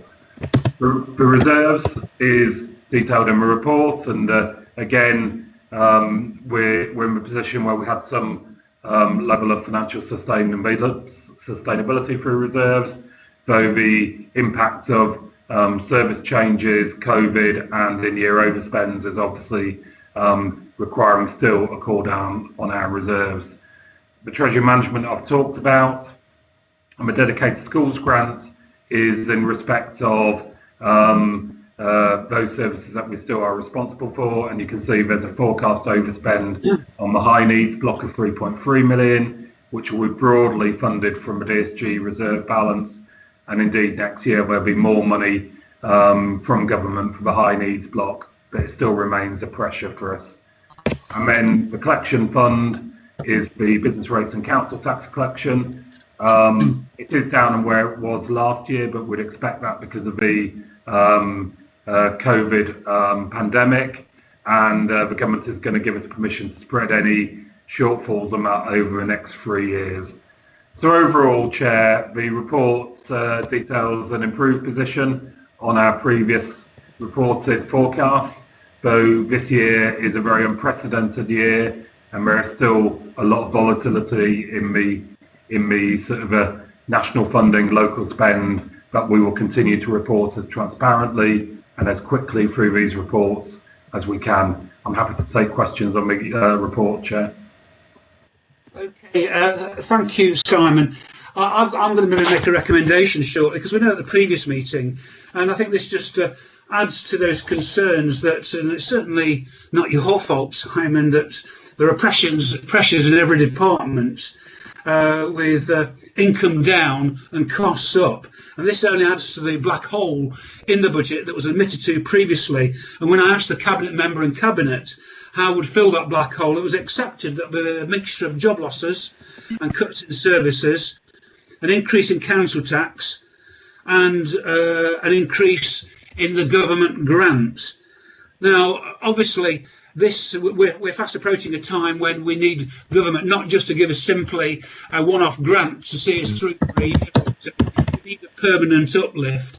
And so I will be making a recommendation that Cabinet write to government, read the budgetary problems, and ask for a permanent uplift in the actual grant that it gives this city. I'll be doing that shortly, but in the meantime, I think it's Stephen would like to make a few comments. Stephen, over to you. Yes, thank you, Chair. Yes, just firstly on paragraph 421, on the line item in the table there, public health, they've got an approved budget of sort of 15,935 and a current budget of 16,009, and it's a small amount, but in the forecast variance column there's nothing there. So why is there's no variance in the column when the current, if you like, an actual budget, there is a difference between the current and the actual budget? So that's the first sort of question comment I've got. And then if we move on, shall I answer that? Yeah, can I just, do you want to finish all the questions, Chair? I think the danger is I'll be flicking through the report and maybe losing the trail, Councillor Willoughby. Okay, so I'll come to my next question when you've answered that one then. Is that okay, Chair, with you? Yeah, you can see in that table that as is normal, sometimes we will get additional public health grants. So the budget did increase from 15.935 up to 16.009. The full year forecast 16.009. 16.009 minus 16.009 is a zero variance. Oh, I see. So it's in those two. It's done from those two columns. Yeah. Right. Okay. It was just a misunderstanding. Then fine. So the next one then is paragraph 4 to 11, bottom of page 6, I think. So I just want to know what, if any, issues are there in the budgeting process for these placements that underestimated the number required. So it's all talking about where fostering placements are underestimated, I think.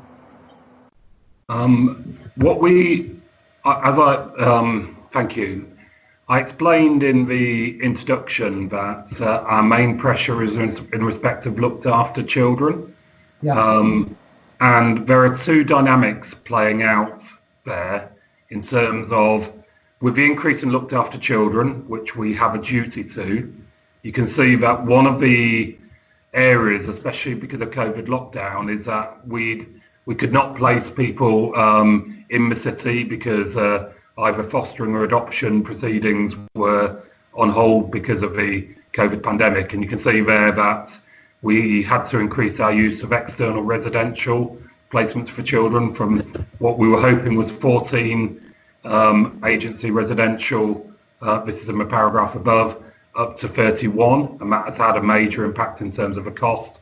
And then we've also had to use the independent foster agencies for placing children. The mixture of those two is obviously leading to quite a significant increased cost, but that's reflected on the number of looked after children who entered the system between when we set the budget, where we were forecasting in a region of maybe about 605 children in care, and at one point we were running this year at about 645 children in care. It's gone down slightly, so we have a duty to place people, and because of the limit of in-city provision, obviously every time that we have to place externally in external residential or independent foster care, you can see there that it's quite a significant cost.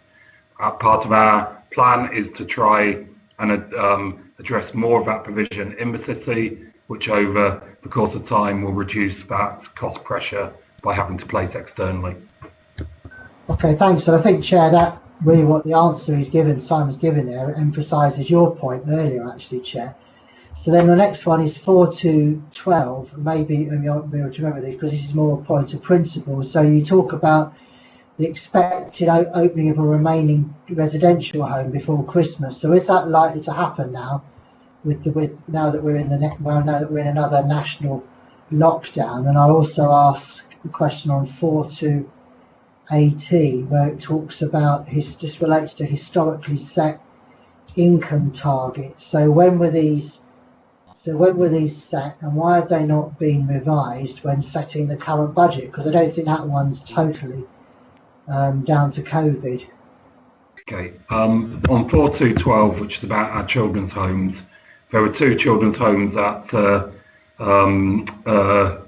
were not open at the beginning of the financial year. One of them has opened in September, early October. There's about a 3-month process to get children's homes re-registered with Ofsted, and you need to have your registered children's home manager named as part of that process.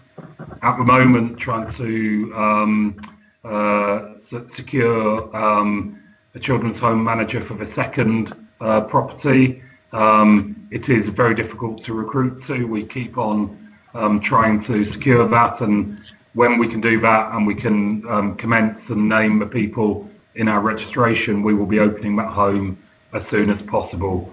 So that's the answer to the children's home situation. One has opened and we hope to open the other as soon as possible. It's not necessarily linked to the lockdown, it's linked to registration. What's your other question on 4.218? Yeah, it was about you talk about the leisure and culture, looking at the income. It says prior to the COVID pandemic, leisure, culture and tourism were projecting an underachievement in income, which transpired in 2019-20. It talks about an underlying pressure. So I'm just wondering when were these historically set income targets set, and why weren't they really revised as a result of the budgeting process for this year? Because it's prior to COVID, so we can't always say that was down to COVID. I just thought that, rather than perpetuating that, if you like, they have been reset. So why weren't they? Thank you for that, Councillor Willoughby. Income targets are based on demand for services, and I think if you have a look at why we're proposing more ways is to increase activities in the physical activity field, and increased uptake from people across the city. We did experience in leisure and indeed in parking, which is the next paragraph, a downturn in demand or activity in the final quarter of last year. And what we are trying to do here is to address the fact that if demand is suppressed, obviously the income, you can recover income by two ways. You can increase price, but economics says there's a price elasticity, and that probably wouldn't have achieved increased income, or we have to recognise that the net cost of these services has gone up due to a reduction in the income levels or activity. Most of this change was experienced in Q3, Q4 of last year. Obviously, we set the budget and consult on the budget in December. So this is, if you want to call it, trying to reflect the current position, and in the spirit of being transparent, trying to be explicit about it, so you can look at what the underlying income trends are for these activities. Yeah, and then if you go to the next page, I'll ask two on the next page, which is 4.2.29. We talk about the city centre and using expenditure for the marketplace initiatives that have been there. So I'm just wondering if, obviously this report was written prior to the national lockdown announcement, so it's an ever-changing fluid situation. So will this still be required with the new national lockdown? And obviously the uncertain future, whether we'll actually be allowed to put stuff on in the marketplace again. And then the other one is, I think it's more really linked in with the recommendation that the chair's made, where you look at 4233, where you talk about assuming, COVID grant funding. So again, an assumption again, how likely is this to materialise, given that it's the key assumption throughout this section? And also for paragraph 4241 as well. It talks sorry, Councillor Willoughby, can I answer them in turn? Otherwise, yes, I'm just saying there's several instances where you've got various references to assumptions in COVID funding, which I think very nicely fits in with the chair's recommendation. So, right, okay, just to take them in turn, and the lights are going off. 4.2.29 about the marketplace initiative.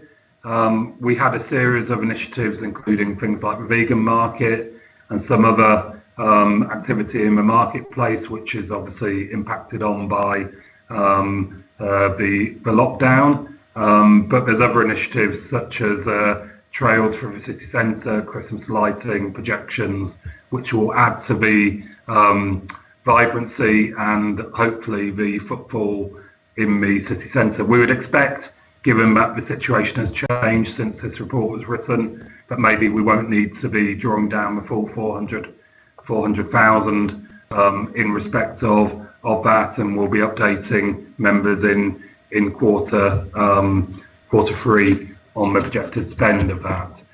In terms of the language we use in respect of application of COVID grants, so it's not assuming 1.468 million of COVID grants, but the COVID grant comes in as a general grant, and in our COVID reporting, we are reporting that 1.468 million of COVID grant is going to be used to meet some of the pressures in financial services. So this is not about a sort of a fantasy matching of funding. It is in the report. It is catalogued. It's catalogued in returns to the central government, and the lines in here say assuming X amount of COVID grants is in the forecast and consistent throughout in our reporting. Thank you. Okay. Final question then is on paragraph 481, which is, why is the council collection of council tax less than at the equivalent time in the previous financial year, and what's been done to address the shortfall in council tax collection? Okay, thank you. In respect to council tax, we have had a number of initiatives to help the people in our city. So between April and June, we did not do recovery because it was about, in a sense, responding to the changing position of many people who may have been furloughed or who had lost their jobs. And we responded to that by giving holiday from debt recovery, and I think that was the right thing to do given the situation many people are facing. As a result of that, we only started recovery in July, and given the national situation, whether it be on council tax or business rates, it's not unexpected that people are being more reluctant or are struggling to pay their council tax or business rates. The percentage that we're down is actually less than I would have thought, because I'd have thought the impact would have been higher. And as I said in my introduction, there is something that the government is going to allow us to spread the impact of that over 3 years, whereas normally you would have to account for any deficits or shortfalls in the following financial year. So on the flip side, I'd say we're actually doing well, and our recovery processes are maximising the collection rates as far as is physically possible. But we are having to be sympathetic to the fact that sort of a universal credit, for example, is increasing in the city, and we're going to try and give people support through council tax support and other initiatives, because we want to support in this field the situation that people face themselves in. Many people maybe will have not faced unemployment, where actually council tax still remains a priority debt, and we need to work with people to make sure that we can recover that debt in a compassionate and sympathetic way. Okay, thanks very much for that, Simon. Right, I've got a recommendation now, and that recommendation, if I read it out, is that the Cabinet write to the government with the budgetary problems and ask for a permanent uplift in the base grant we get from them.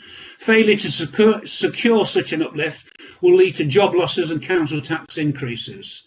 Now, can we give support to that, please, in terms of our cities? Yeah, I've got a thumbs up from Lucy. Are you okay, Stephen, on that? Fareed, are you okay on that? Yes, I am, Martin, yes. Okay. Anybody object to that at all? No, if no one objects, then that recommendation is passed for tomorrow evening. Chair, I also have a questions.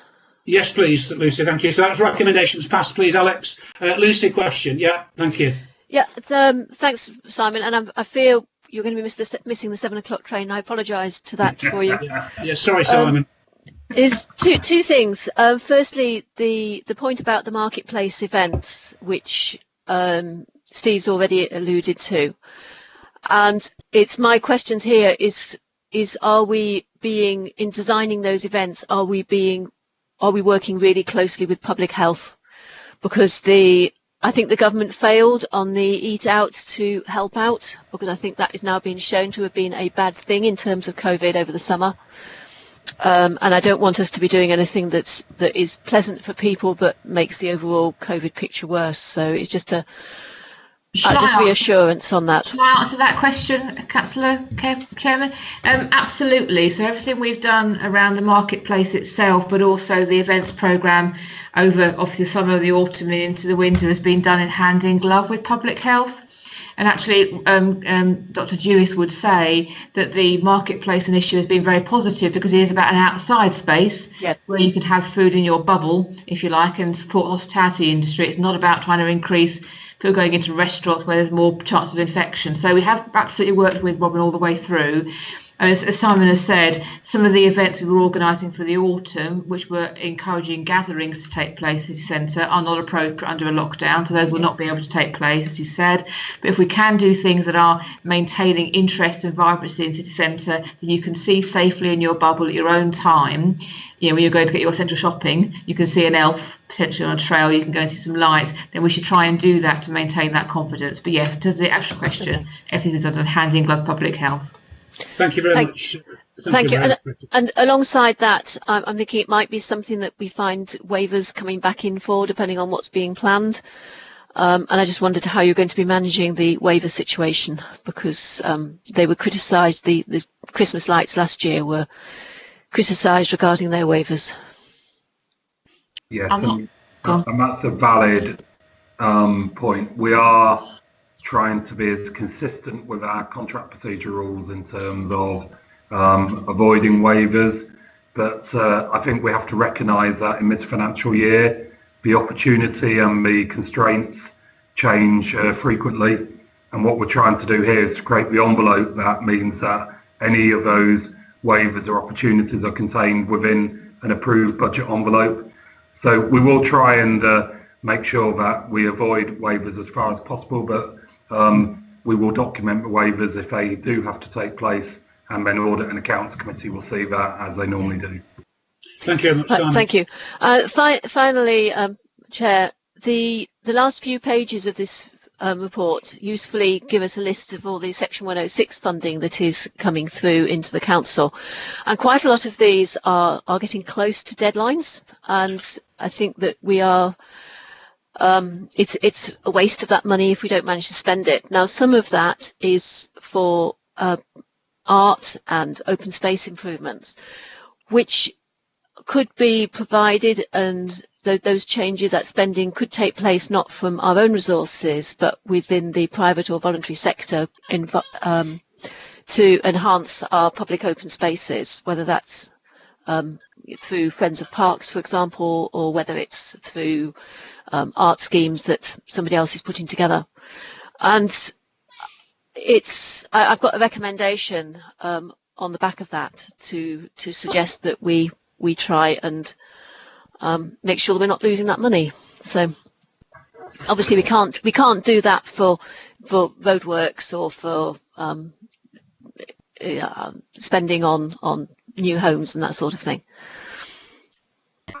Okay, Rachel. Yeah, I mean, absolutely. To lose 106 funding for any of those things would be a tragedy.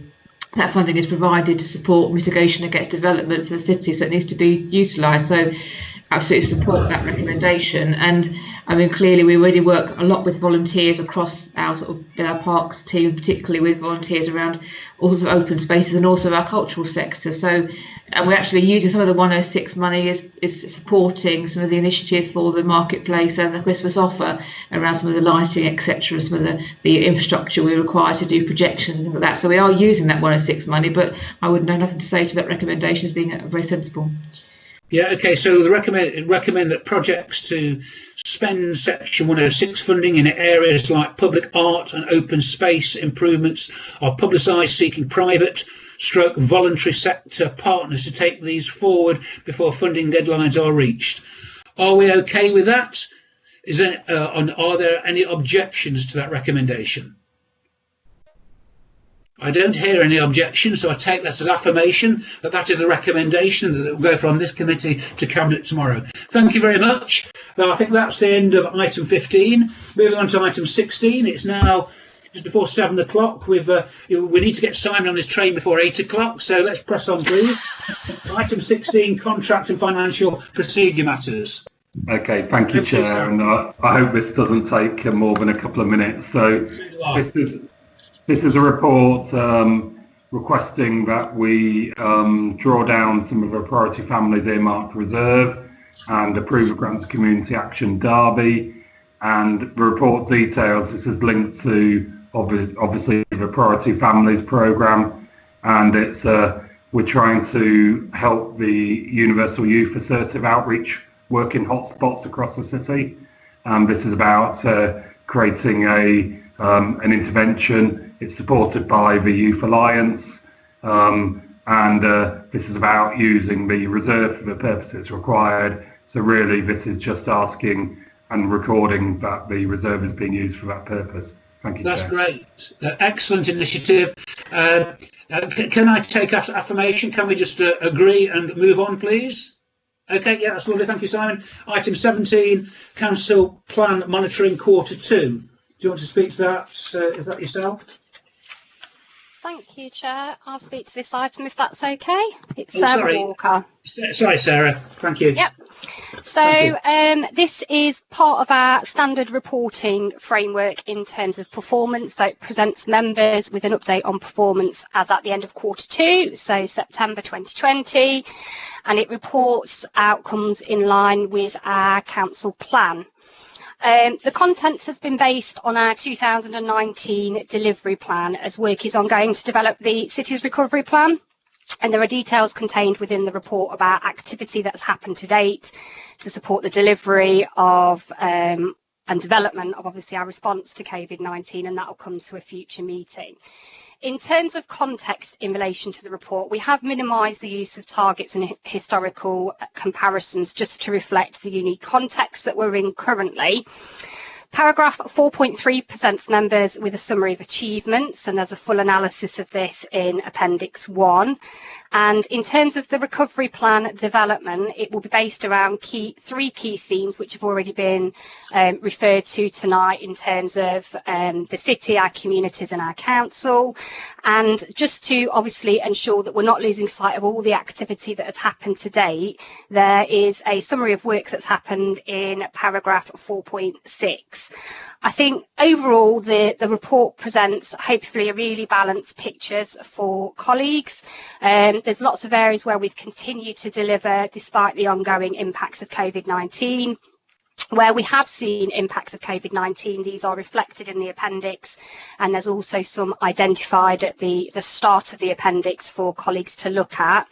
Just in terms of our strategic risks, because the report does present an update on our strategic risks, we actually have 4 new risks for Q2, a number of which are COVID related. And in terms of a couple of our risks that are of interest to scrutiny previously, sickness absence, we've actually done a deep dive review of those risks and reviewed and redefined them, and we are seeing the impact of some of the activity we've had previously around our overall sickness levels, but obviously that's got to be treated with caution as the impacts of the pandemic and the winter period may impact on future performance. I wasn't proposing to go through any more detail if colleagues have any questions on our overall performance outcomes. Thank you, Sarah. Stephen, you've got a question, please, if you want to come in.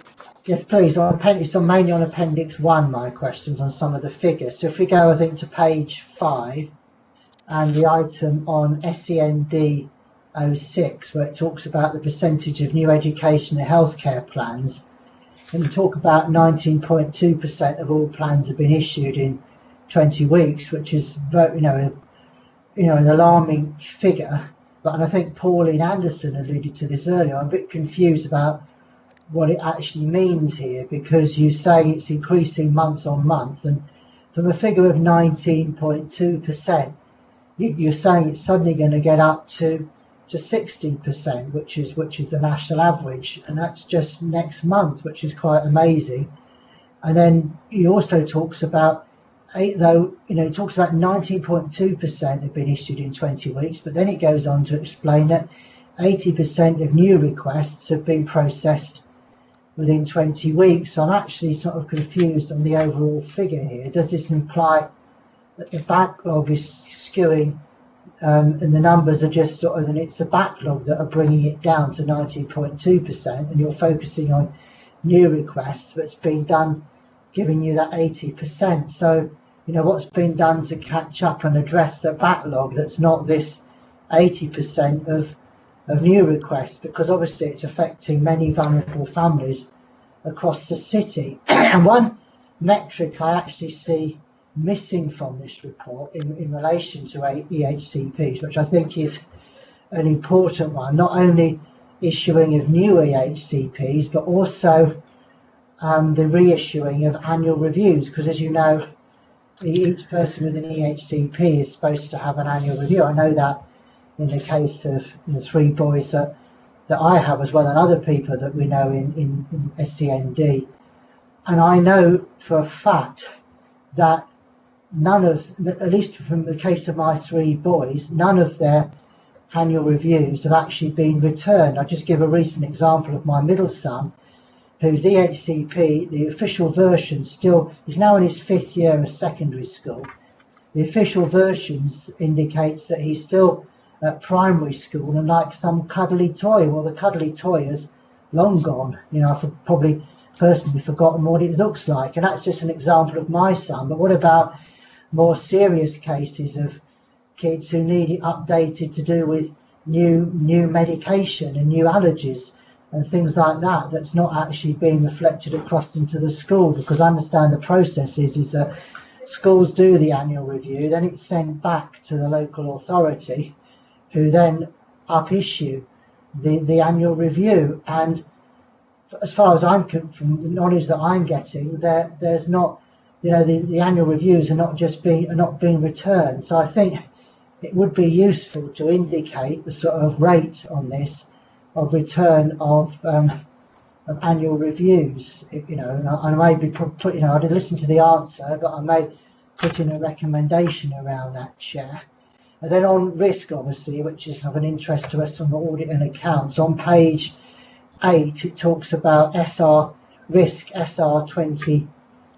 So I'm just wondering if that one about COVID exit plans not being sufficiently robust. I'm just wondering if that is a new strategic risk as well. And also on COVID, you've got on page 10 SR23. So I'm just interested.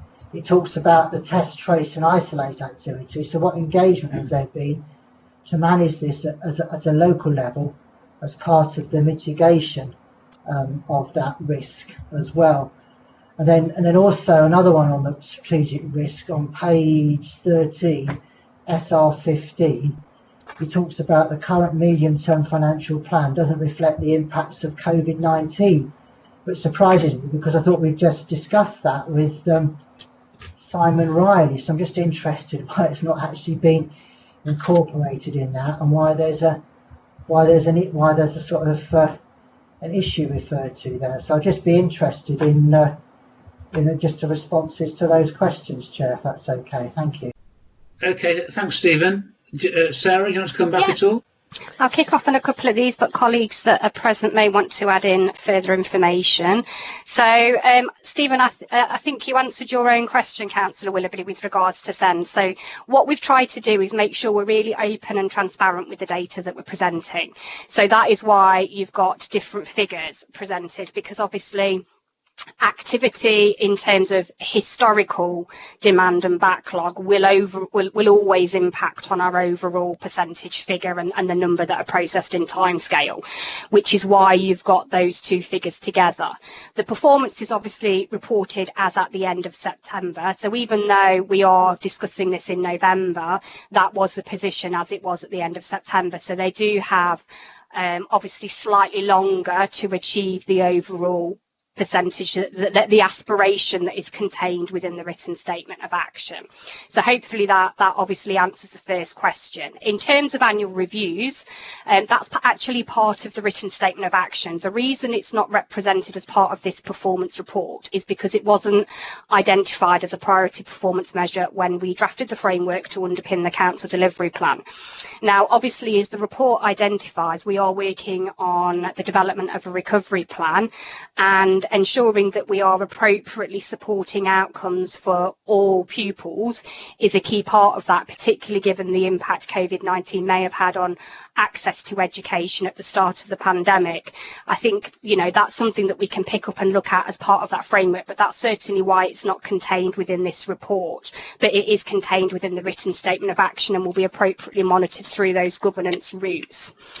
In terms of page 8 and the risk you identified, that is a new strategic risk. Obviously, COVID-19 has presented many challenges for our communities, and we are very aware of the impact it may have on demand for homelessness. So there are appropriate figures that are in the report alongside that risk. So that is a new risk in the report, and again will be picked up through the development of our recovery plan.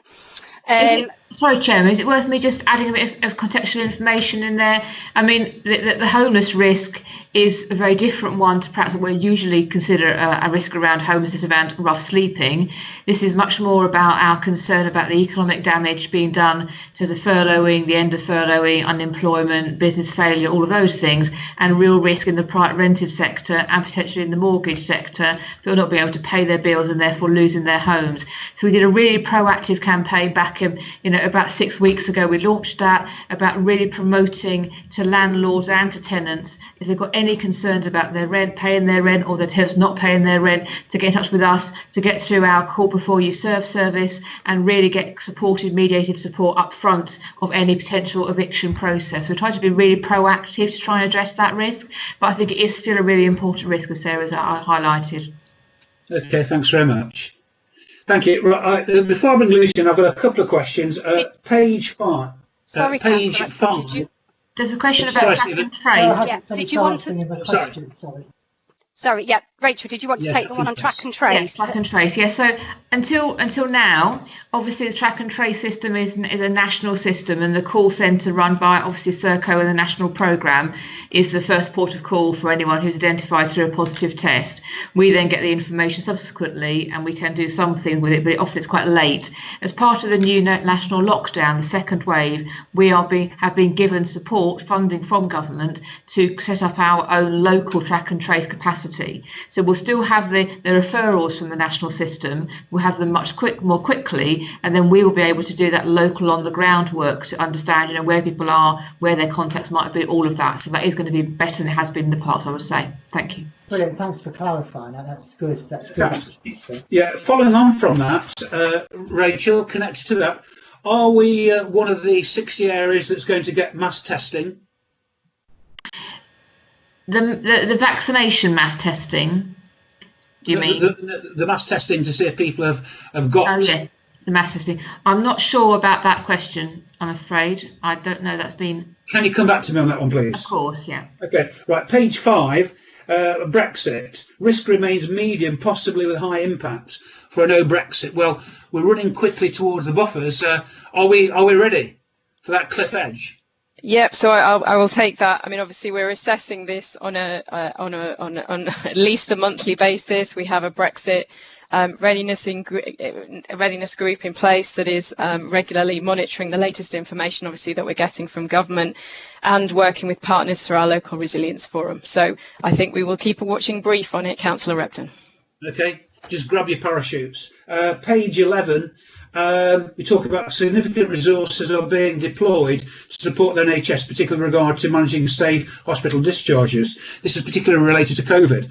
Will the possible December availability of vaccines help reduce those costs if people who are in the vulnerable groups in hospital and elsewhere are vaccinated before they're discharged? I mean, it's a really hard question to answer, Councillor Repton, to be honest. That's some of the key people in the room who would understand the timescales around the vaccination and the likely timescales where it actually would be effective for an individual. My understanding, what it's worth, is that any vaccination, once that's been approved through the system, will target the vulnerable first, but it's unlikely to make any major impact on the numbers of people who obviously being affected for a period of time. So and potentially around the discharge from hospital and that older population, that risk around winter pressures, flu pressures and COVID at the same time, we would need to maintain real focus in the NHS for at least, I think, the next 6 months.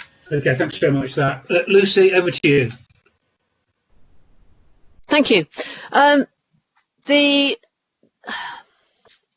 The table, or on the back on the appendix, which I'm afraid I'd gone off on, I think it looks really clean and clear. But type in the column heading type, it's got little asterisks above it, and I haven't worked out what the little graphs and the little bar chart, no, not the bar charts, direction charts, decision charts are supposed to mean, and I can't find what the asterisk actually relates to.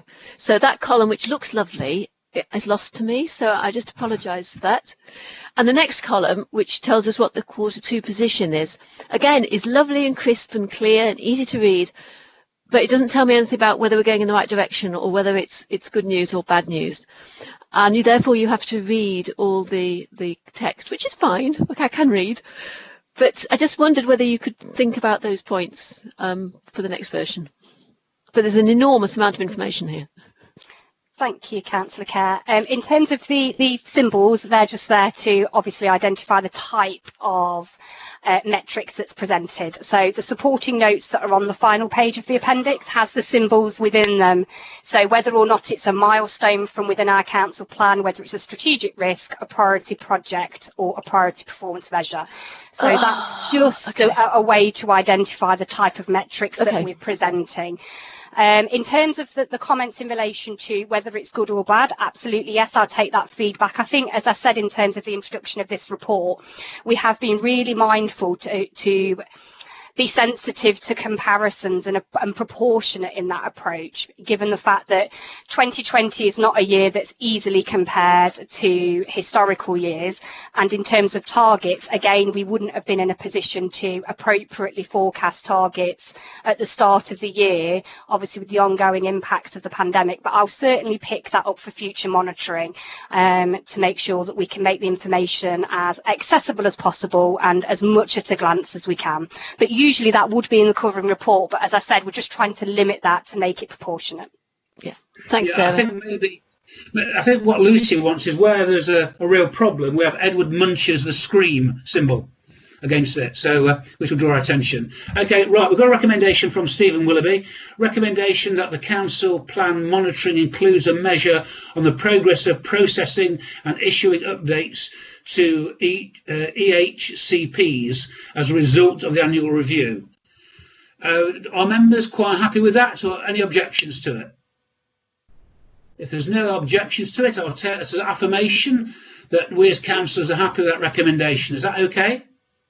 Right, that's fine. Thank you very much for that. So that's item 17. Moving on now to, it's the recommendation to exclude the public, I understand, before we go on to the pink papers. Hi, Chair. Ooh. Okay. Give me a second. Right, so just give me a moment here.